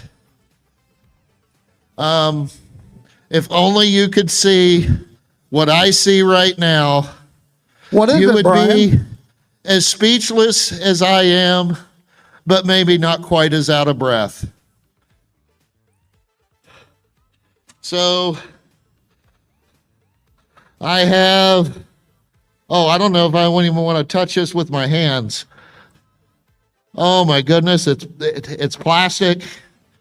What do we got? Kenwood How's this work? Dayton, a lapel pin. No date, Okay. Brian? Hold on. Dayton Amateur Radio Association, 1950 for life. Whiskey 8, India, Lima, Charlie. Anybody happen to be here that's got that call? No. Ron Moorfield? 100% correct. My mentor in Aries. What else we got here? We have a calling card from him. QSL card. Okay. What do we have? Uh-oh. Is Steve Coy in here? K-A-U-D. He's probably doing flea market stuff. We'll wait and talk with him later. Keep in mind, all these adventures, all these media files, and all these pictures will be available on our website approximately a week after the show to make sure that we preserve them accurately.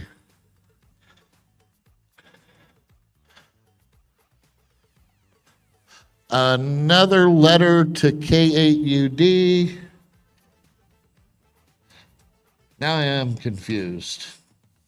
Another letter to K8UD.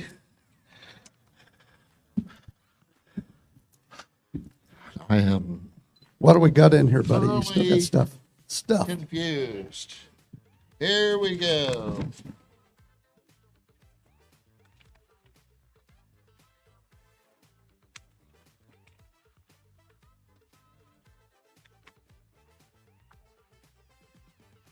Oh boy. Dated 4/29/13. Item is a time capsule, large composite rectangle. My shoulder confirms that. One desiccant, which apparently has desiccated. Zippered flat bag, which has apparently gone two-dimensional. No math engineers in here? Okay. Signature series graphic HTC or custom. Wow, that is a mouthful. I was around in 2013 and still don't understand that. A stainless steel lock sheet. Do we have a stainless steel lock sheet? So where's the ham, Brian? I can't find. Uh-oh. Preservation kit, if ordered, not available. Apparently there is no canned ham. I think the canned ham may have the mic down there. What do you think? And a QBCT TCH for internal use. I don't think we need to talk about that right now.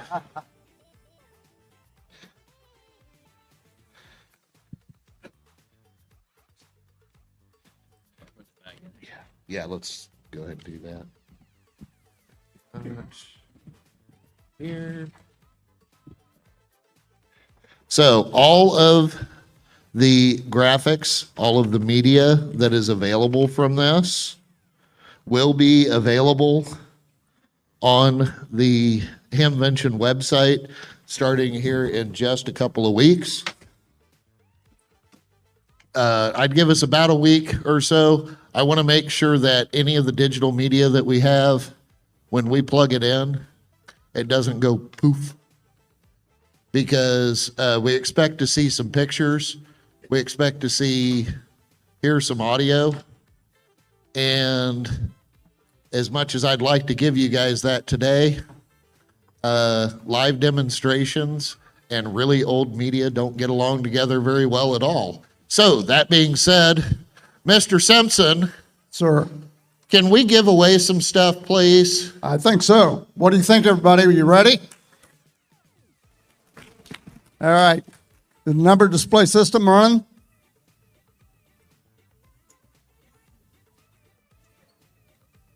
Where's Brian's brother?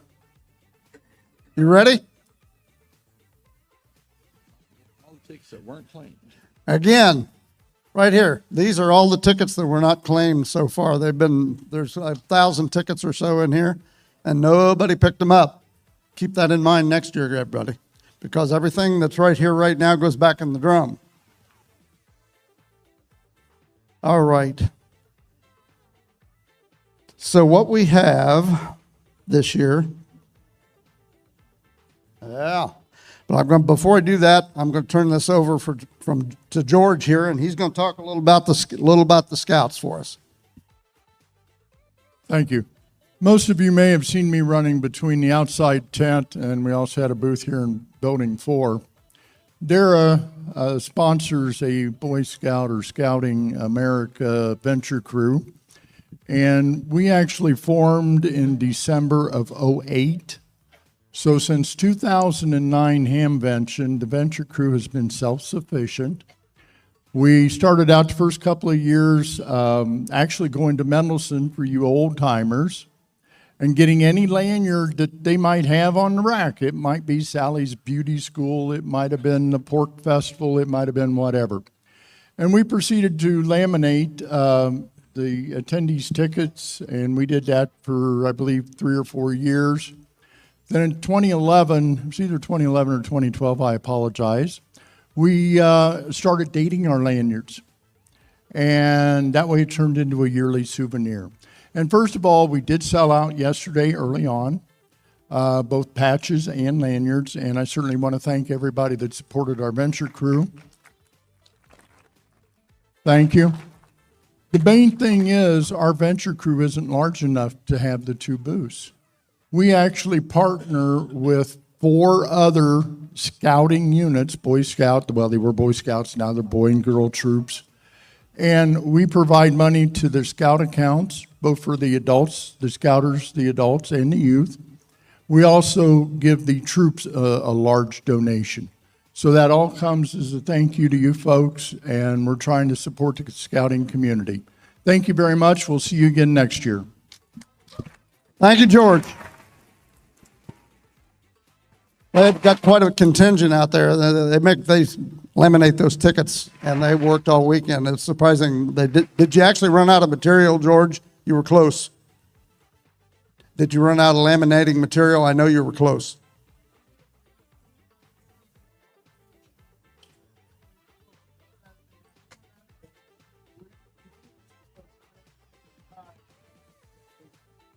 Oh, gotcha.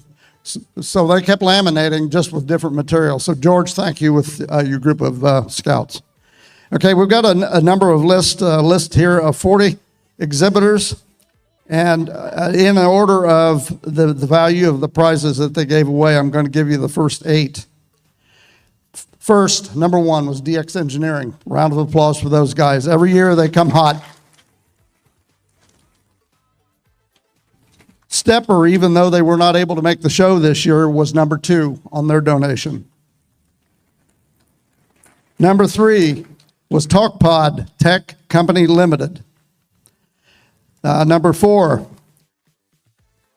Redivis Alliance.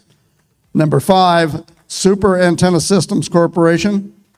Number 6, actually there were 3 under the same list there. Super Antenna Systems Corporation had 3 different things. Number 6 item, Morse Nexus, Prepcom. Number 7 was Power Film Solar. Number 8 was Quicksilver Radio Products. Actually, number 9 was the ARRL. Congratulations for them being on the top list of this. So that amounted to a total of 179 quantity items, $38,776. Round of applause for the total authorization. The top prizes that are going to be given away here today. This list is Stepper was number 1. DX Engineering was number 2 through 5. Yaesu was number 6. DX Engineering again came in at number 7. Super Systems was number 8. And number 9, Power Film Solar, that was 9 and 10. And that total amounted to the top number. Total number of grand prize, I did not total that up. He didn't total it up. Looks like. Yezu's down there too. So Oh, yeah, and then Yesu was number 11. They were in there twice. Anyway, it looks like 10, 12, 13, 14, about $16,000 in the major prizes. Anyway, congratulations. Appreciate everybody that donates to us every year. I know that's part and parcel to the show here. So we're going to carry on. And how many students are left in the room? How many students are here? I know she's here.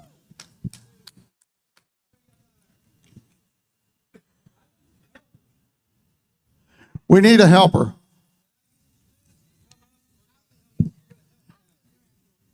Let the next probable general chair take care of that young lady.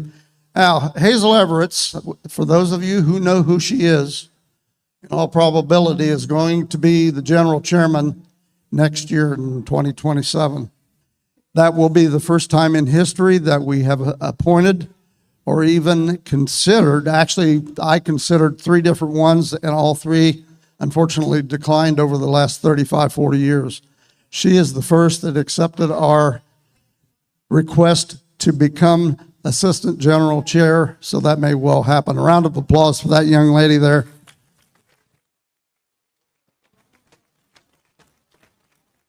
Now, I got to tell you, she's got more energy than any of the last 3 general chairs, and that would include me going way back to 1986 and 1987. So I've been doing this a long time. Looks like we've got helpers. They're going to pull tickets out of the drum. Mark, do we have a team?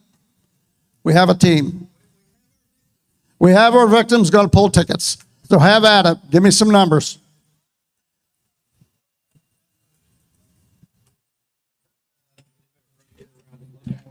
Are we ready? Okay.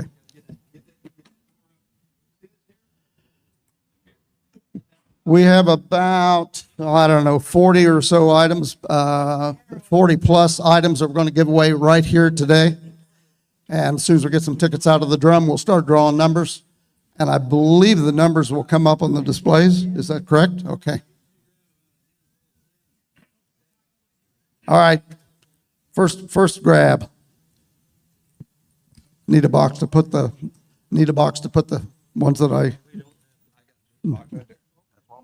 All right.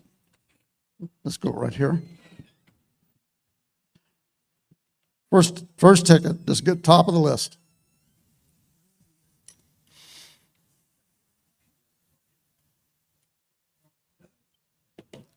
Now, first ticket. We got to get them in order there, guys. 42001, 42701. If somebody around you weakly says, "That's me," yell out. Thank you. Didn't go up?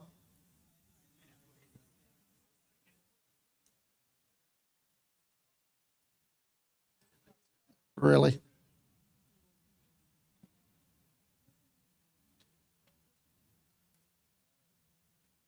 Brian, you handy?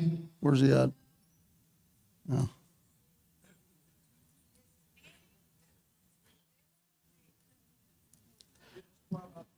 It worked once.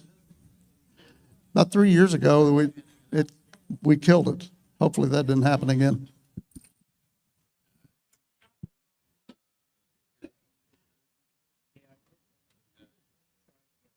In the meantime, how many of you actually, how about that? I don't know what he did, but he fixed it. Yep, we don't need the music. There we go. That was the number I called, 42701. Anybody? Last time. All right, here we go. Next.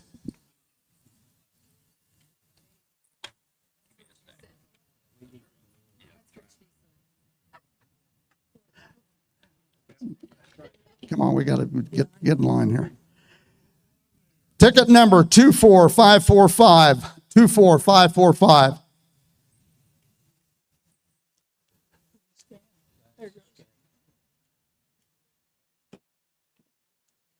All right.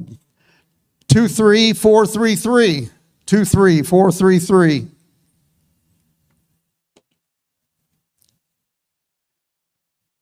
61225. 61225.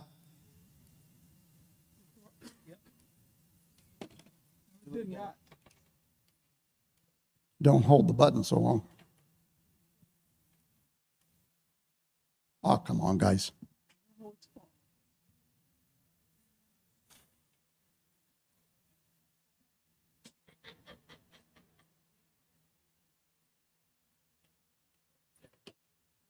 Why is that? 24794.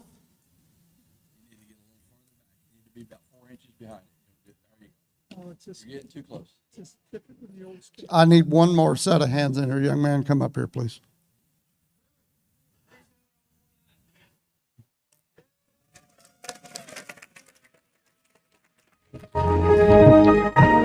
You guys are supposed to call out when somebody says, "This is my ticket." Okay, that's a winner. Mark, winner. We'll get organized here in a minute. The winners? Okay. That gentleman is, where'd he go?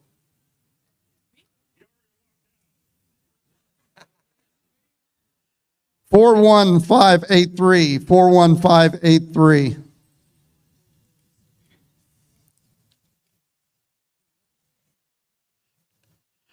$36410. 36410.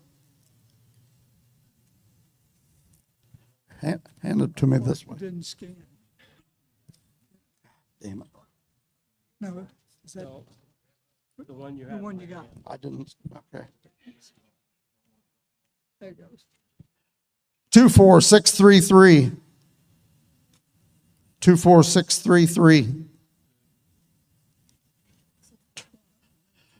64147. 64. Where are you? He's coming. All right, I think this is the winner. He's going to have to get somebody else to do this. After they win, Yeah, I hear you, but you got a handful. 36994. 36994.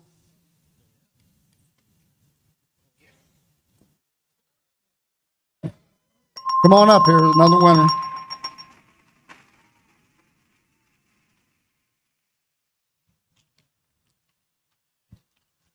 Turn them around when you hand them to me. 63758.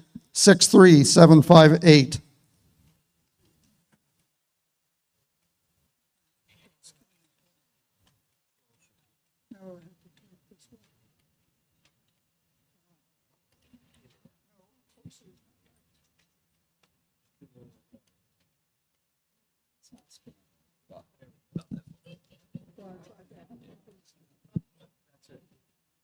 Phew. 63438. 63438. Excuse me. 36665.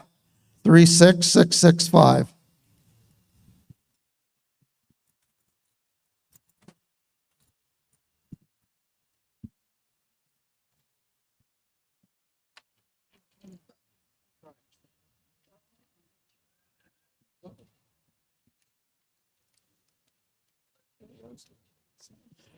Four 41623. 41623. 16182. 16182. 4223. I know. 42321. 42321. 42590. 42590. 41711. 41711. Close.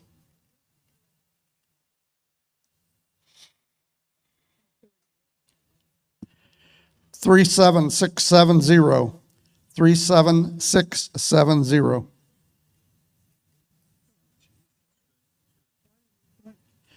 64684. 64684.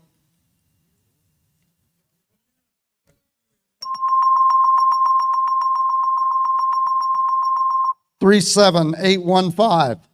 37815.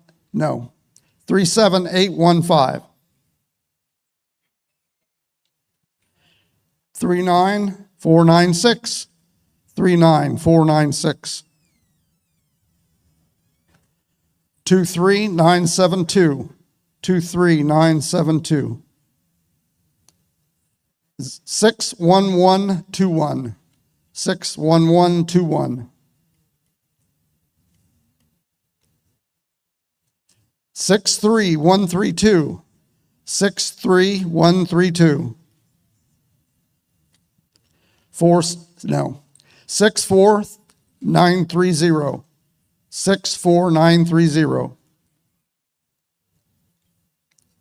42480. 42480. 36107. 36107. I hear somebody? Okay. 39225. 39225. 37456. 37456. 24687. 24687. 64399. 64399. 37979. 37979. 23526. 23526. 24565. 24565. 37617. 37617.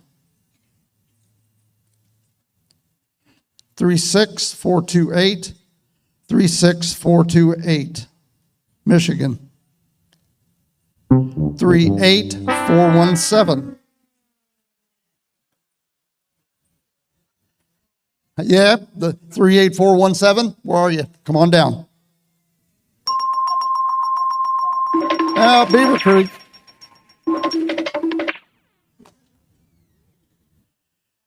36597. 36597. Where? Got another one. That's two right there. Yeah, get your neighbors to yell out. 38361. 38361. 64774. 64774. 64005. 64005. Ontario. 24207. 24207. 17514. 17514. 64699. 64699. Yep, right here. 24053. 24053. 36452. 36452.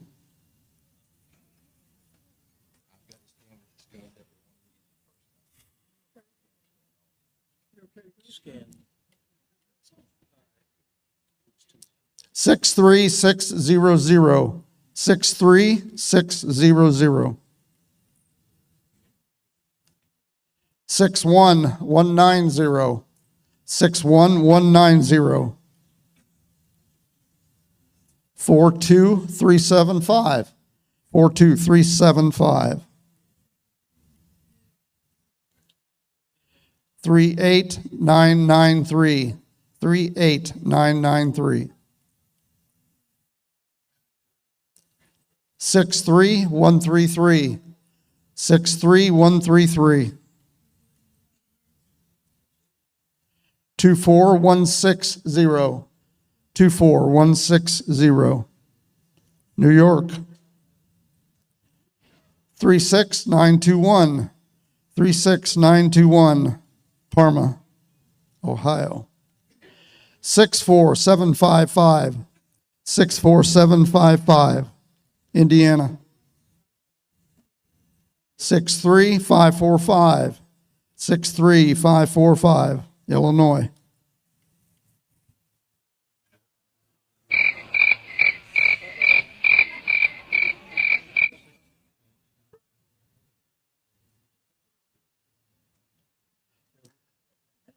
Okay. This one's 6666. Yeah. By the way, just a brief break. This guy's been coming here 50 years and he gets the #1 ticket every year. Bob, throw your hand up, buddy. Congrats to this guy. He's been coming a long time. 42092. 42092. 63896. 63896.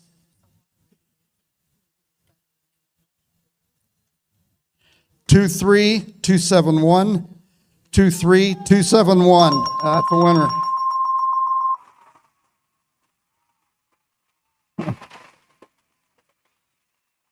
Three 966. 38966.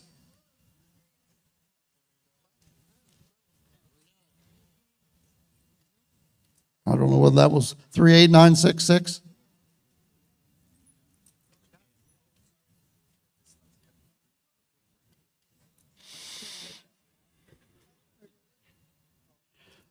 Two 23911. I got it right here. It's going to turn into a TV program. We keep that up, right? 24901. Yep, another winner. That's the kind of excitement we like to hear every time. 37030. 37030. Michigan. 2498 or 2498.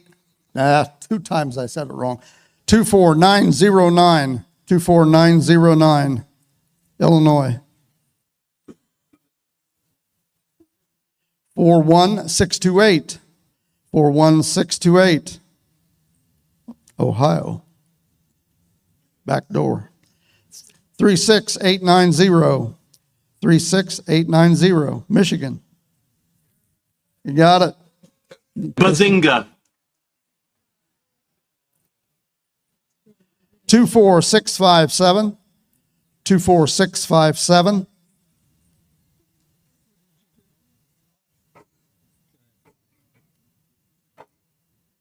41695. 41695. Maryland. 64265. 64265. Indiana. 38456. 38456. Huber Heights. Now I got to say something about that. You're 23 miles away, right? And you're not here. Exactly. 41647. 41647. That's Mississippi. 36059. 36059. Pennsylvania. 16100. 16100. Now, and he's from Minnesota.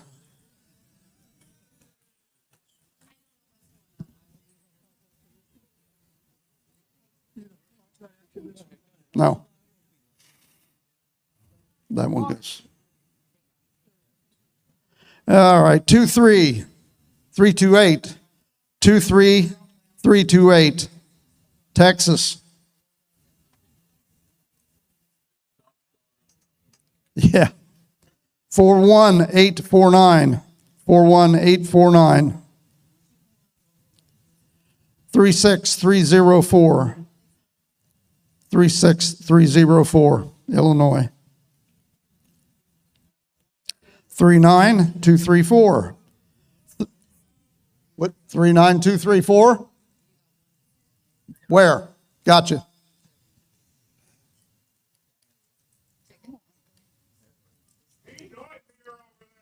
Yeah, really.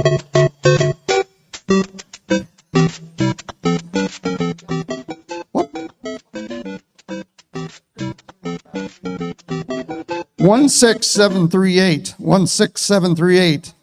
Virginia. That's her name. 42649. 42649. 41513. 41513. New York.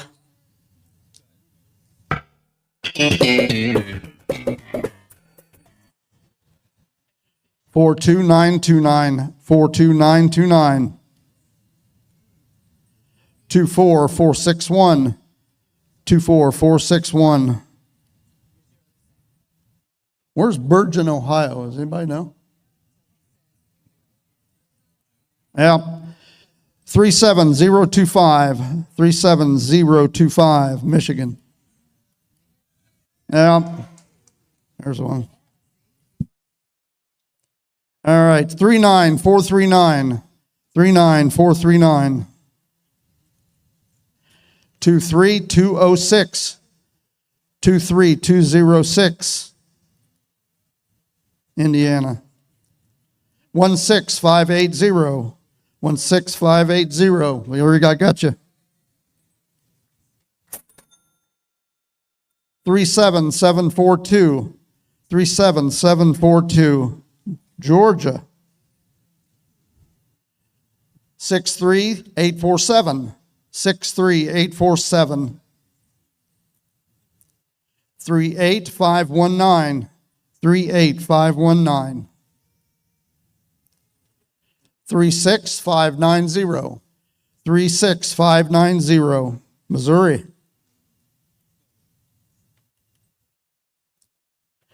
39284. 39284.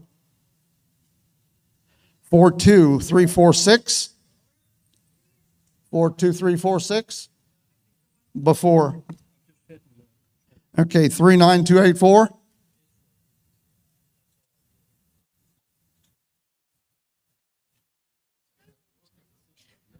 Okay, got that taken care of? All right, that one's done.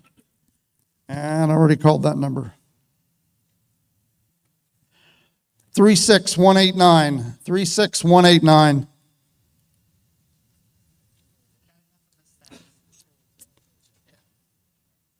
You guys want to sit down? Okay. 37118. 37118.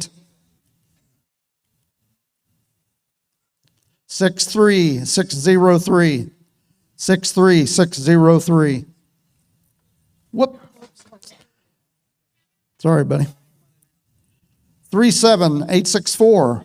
37864.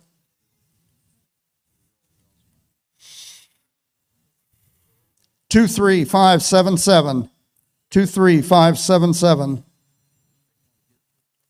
24188. 24188.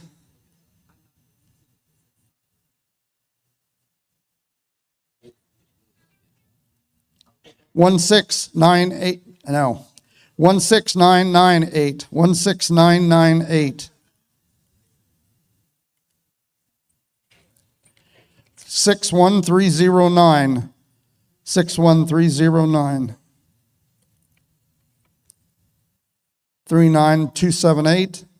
39278.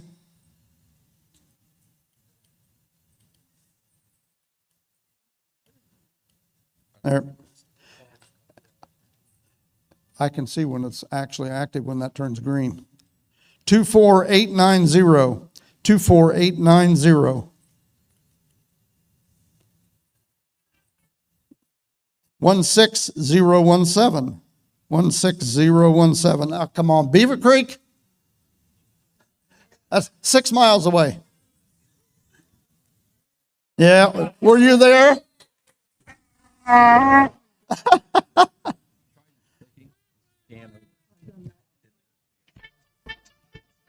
We're going on here. 37031. 37031.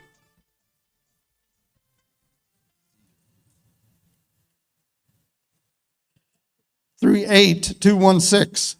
38216. West Virginia. West by God, Virginia. 16253. 16253. Tennessee. could turn it over. 36218. 36218, Virginia.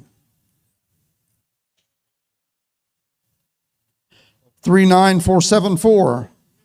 And right there in front. Gotcha. That was easy.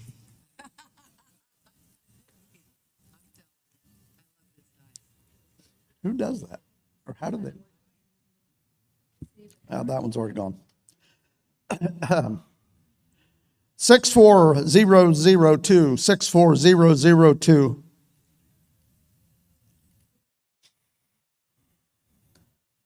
37392. 37392. 38176. 38176. 36537. 36537. Massachusetts. 42699. 42699.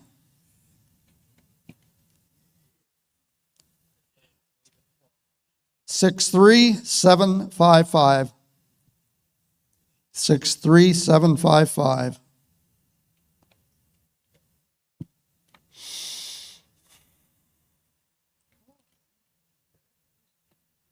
23478. 23478. 24361. 24361, Indiana. 23564. 23564, Kentucky. I think that's first Kentucky, guys. 64018. 64018, Florida. 42569. 42569, Washington, D.C.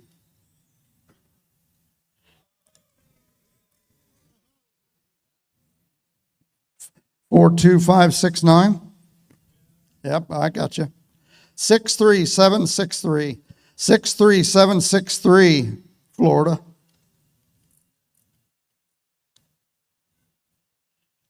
37920, or not, no, excuse me. 37928. 37928, New York. 64926. 64926. Delaware, Ohio. 64551. 64551. Florida. You drive all the way up here just for Hamvention? I bet he did. 16187. 16187. Oh, come on, serious, Xenia?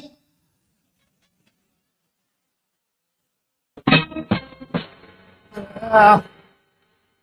39505. 39505. Texas.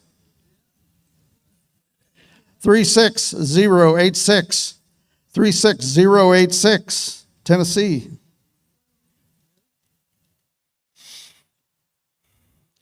64739. 64739. 61279. 61279. Right here, Michigan. Come on up. Ding a ding a ding a ding a ding.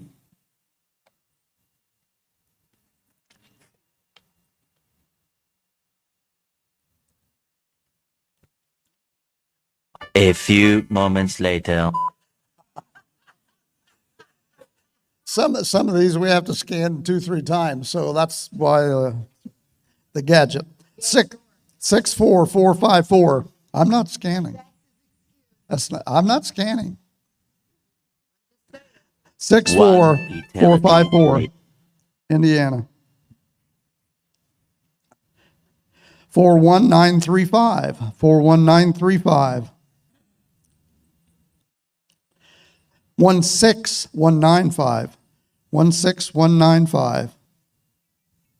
Bing, bing. 64001. 64001, Michigan.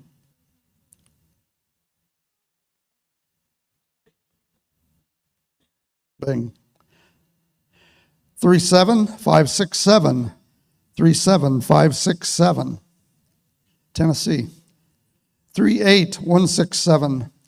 38167.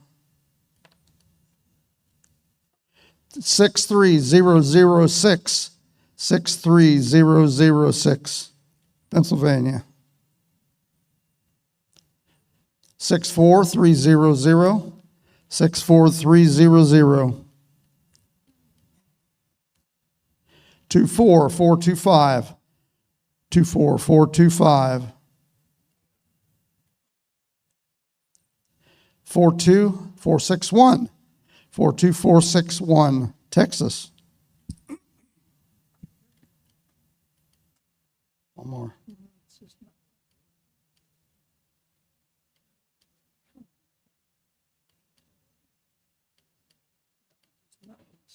Yeah, let me have it. Okay, 6 times and finally. 38376. 38376, Wisconsin. You don't want to go back home. I hear it's cold as all get out up there. It is not. Who said that? 37504. 37504. 23846. 23846, New York. 38972. 38972, KY, Kentucky. 63315. 63315. California. Give that man a round of applause.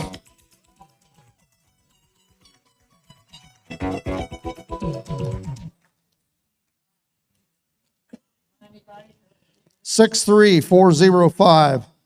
63405. Beaver Creek. 42541. 42541. Illinois. Roger, roger.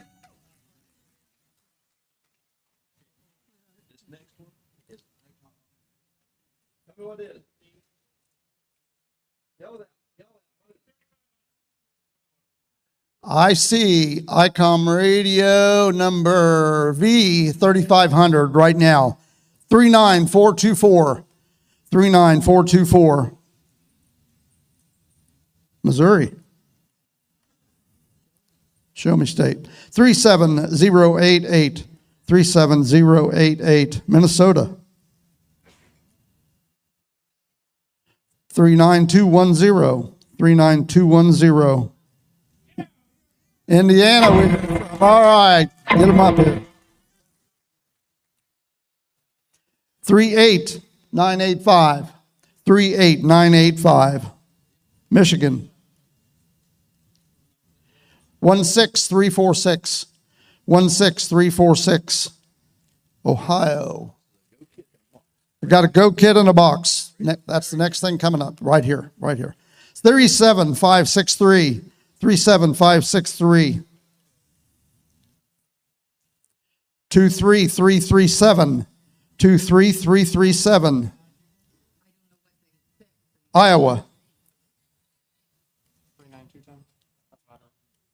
That's it.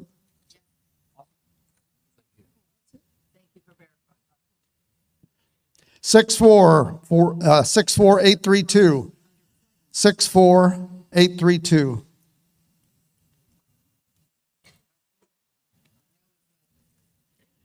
63160. 63160, Minnesota. 64469, 64469, Kentucky. 23573, 23573. 36517. Right here. All right, the next item, is that the one that just, okay, that guy just won an IC 2730A. Oh, I'm sorry. You need to show me sooner. Yeah. 24882, 24882. 64236, 64236, Missouri. 24039, 24039. What's next, Mark? Go ahead. I just want to know what was next. Okay, 37155, 37155, Indiana. 24831, 24831, Nebraska.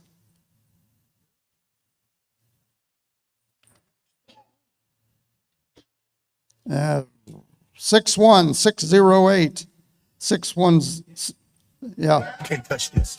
Right there. Radioddity, HF10 antenna.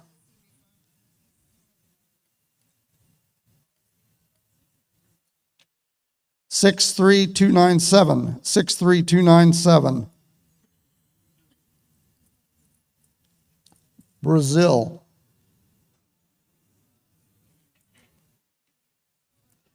Three six three three three, 36333. 41608, 41608, Alabama. Yes. 42436, 42436. 36888, 36888. You got it. He's from Michigan. Michigan boy. And that's an ID 5100. Okay, we've got another one. No, you're not. He's up to you. Okay. I hear you. ID 5100 coming. 63338. 63338, New York. Nope. 64184. 64184. It's a K9. No address. Bruh. 41572. 41572, Michigan. There she's there. There we go. Up front. It goes there. What is it? Okay, so last one of the hourly prizes is that for $500. RNL Electronics. RNL Electronics.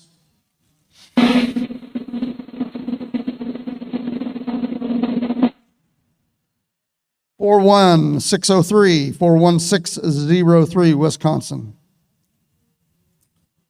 42843, 42843.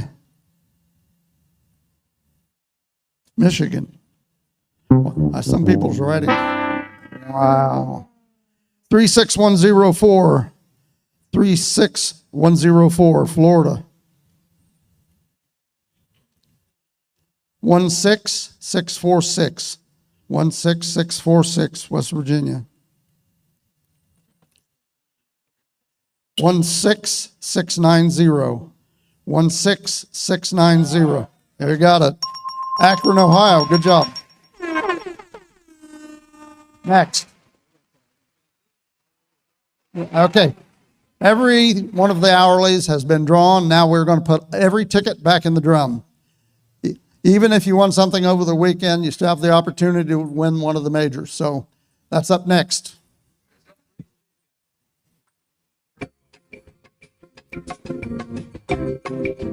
We've gone through a lot of tickets. We have gone through a lot of tickets. What triggers that?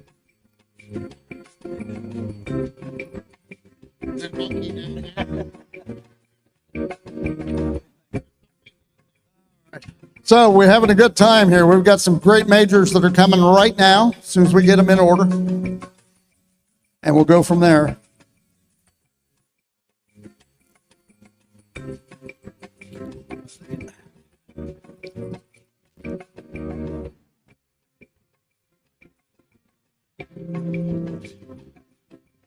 So there's someone that wasn't introduced earlier. Where'd she weasel off to? Hazel! Which way? She went that way. Uh-oh. Don't stand in front of the mic. Or I know how this works. I'm trying to get it just right. Hazel!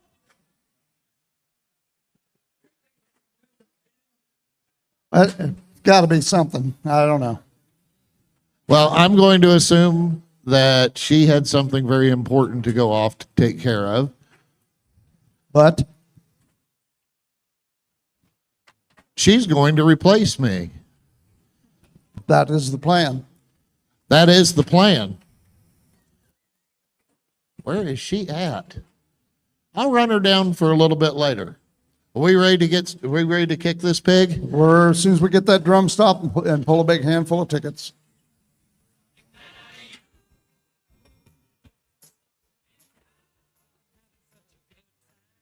How many of you guys remember Ross Brown?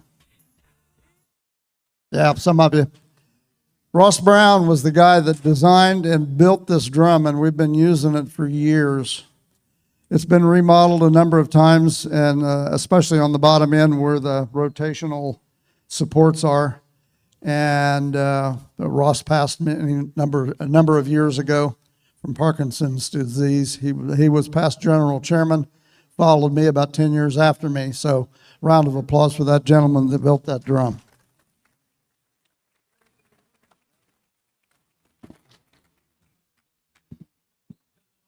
So, are we going to draw out of here too?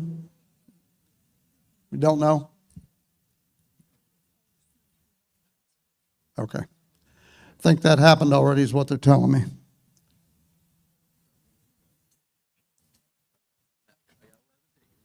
All right, here we go.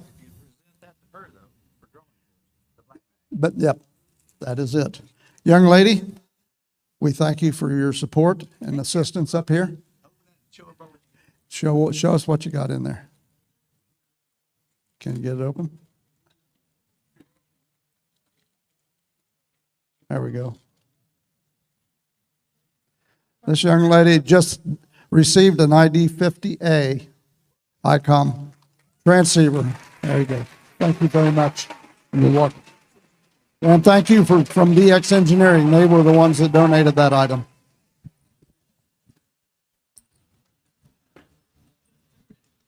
All right, he's numbering these items, and we will announce from the lowest to the highest. Number one will be drawn, or actually ID'd last. That way, everybody that has a ticket in the drum has an opportunity to win number one. That's why all the tickets went back into the drum. Been doing this for years, and it's been pretty consistent, and we try to make it as fair as is practical. So, did everybody have a good time this weekend and find everything you wanted to find? All right. One question that I don't know that I've asked for a couple of years. Do we have available for you out in the main area here food that you enjoy? All right.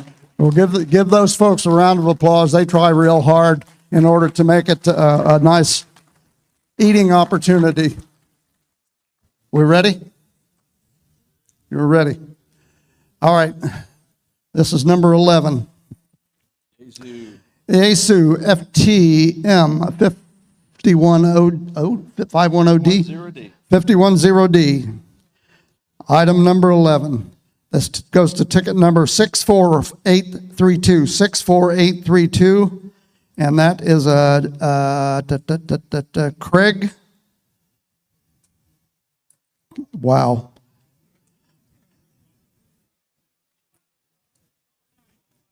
J. Craig. Some people can't write worth a crap.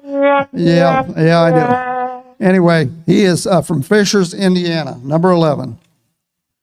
Number 10 item is a Power Film Solar Lifesaver Max Portable Solar Charger, $699. Ticket number 64864, and from Canal, Winchester, Ohio, Chris Richardson.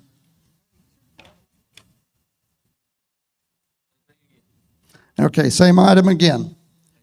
Okay, they gave us two of them. And that's another solar charger. That goes to 38194, 38194, Fairborn, Ohio. So if you're not here, we're going to give it to somebody else. No, not really. With these prizes, you get it whether you're here or not. KD9KEV. Next item. Super Antenna Systems MP11X Max Antenna. $750 antenna. Item number 8. 36478. No, excuse me. 36476. 36476. KD9 WAI from Lindsay. That's Lindsay Hammaker. Marion, Indiana. Number 7, Mark. Number 7. Okay, FT710 AES. FT710, so that's the Yaesu at $1,070. That goes to 24743, 24743, WA9 PQX, Fishers, Indiana. Okay. We skipped one because there's something going on. What happened? I got something going on with my numbers here. So okay. Next item is an IC705 DX Engineering, and it's an ICOM item. Ticket number 16078, 16078, NB, oh my God, NB1I, Kevin Gillett, Mystic, Connecticut. Mystic, Connecticut. Next. We have an ICO IC7300 Mark II, the new radio, $1,500. Ticket number 38161, 38161 from Lebanon, Ohio, WB or W8BNT, William Gant. William Gant.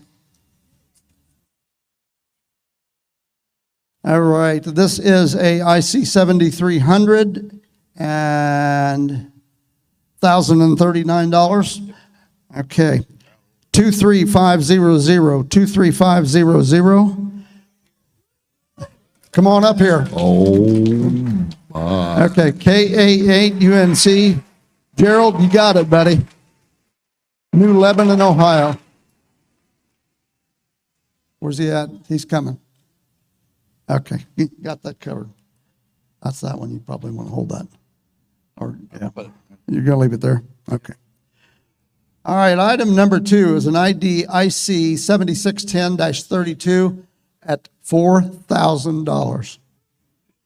Yeah. Yeah, that's it.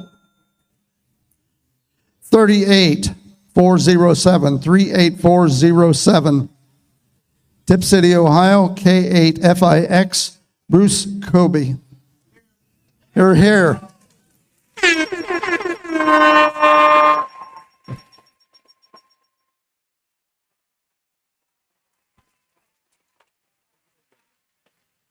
All right, now this is a big deal here. Total amount for this item, it's the Urban Beam Yagi from Step IR, 40 through 6 meter antenna kit, $6,350. That's prize number one for this year. Last one.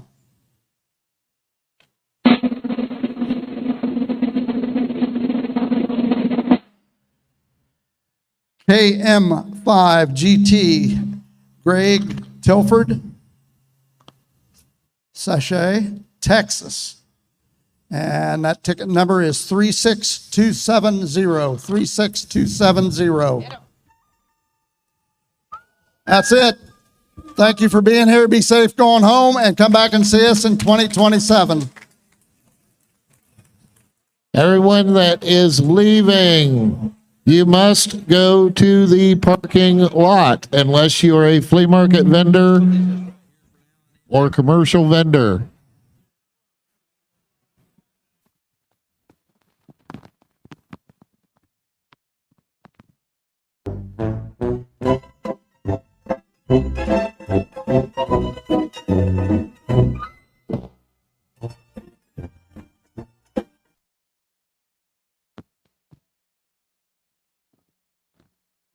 Have a good time.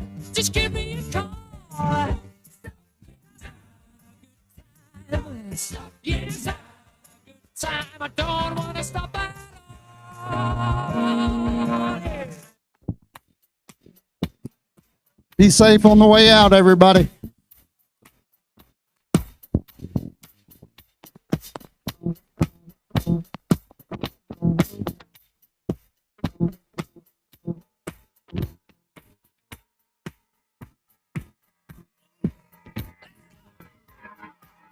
Bucks down the street, pull way down low. Ain't no sound but the sound of speed. Machine guns ready to go.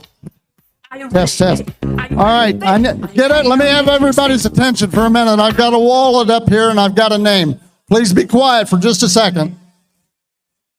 Okay. Terry Bay, I think is the 1453 Neckland Avenue, Piqua, Ohio. Are you here? You must be because you lost your wallet. If you know that guy, grab him up. No, Terry Bay. Hang on a minute. Terry Bay, are you here? Is that? Not me, but somebody left their phone in their seat. Geez. So can you put that somewhere safe? Yeah. Some guys lost their phone. Matt, it's not nobody to spoke up. So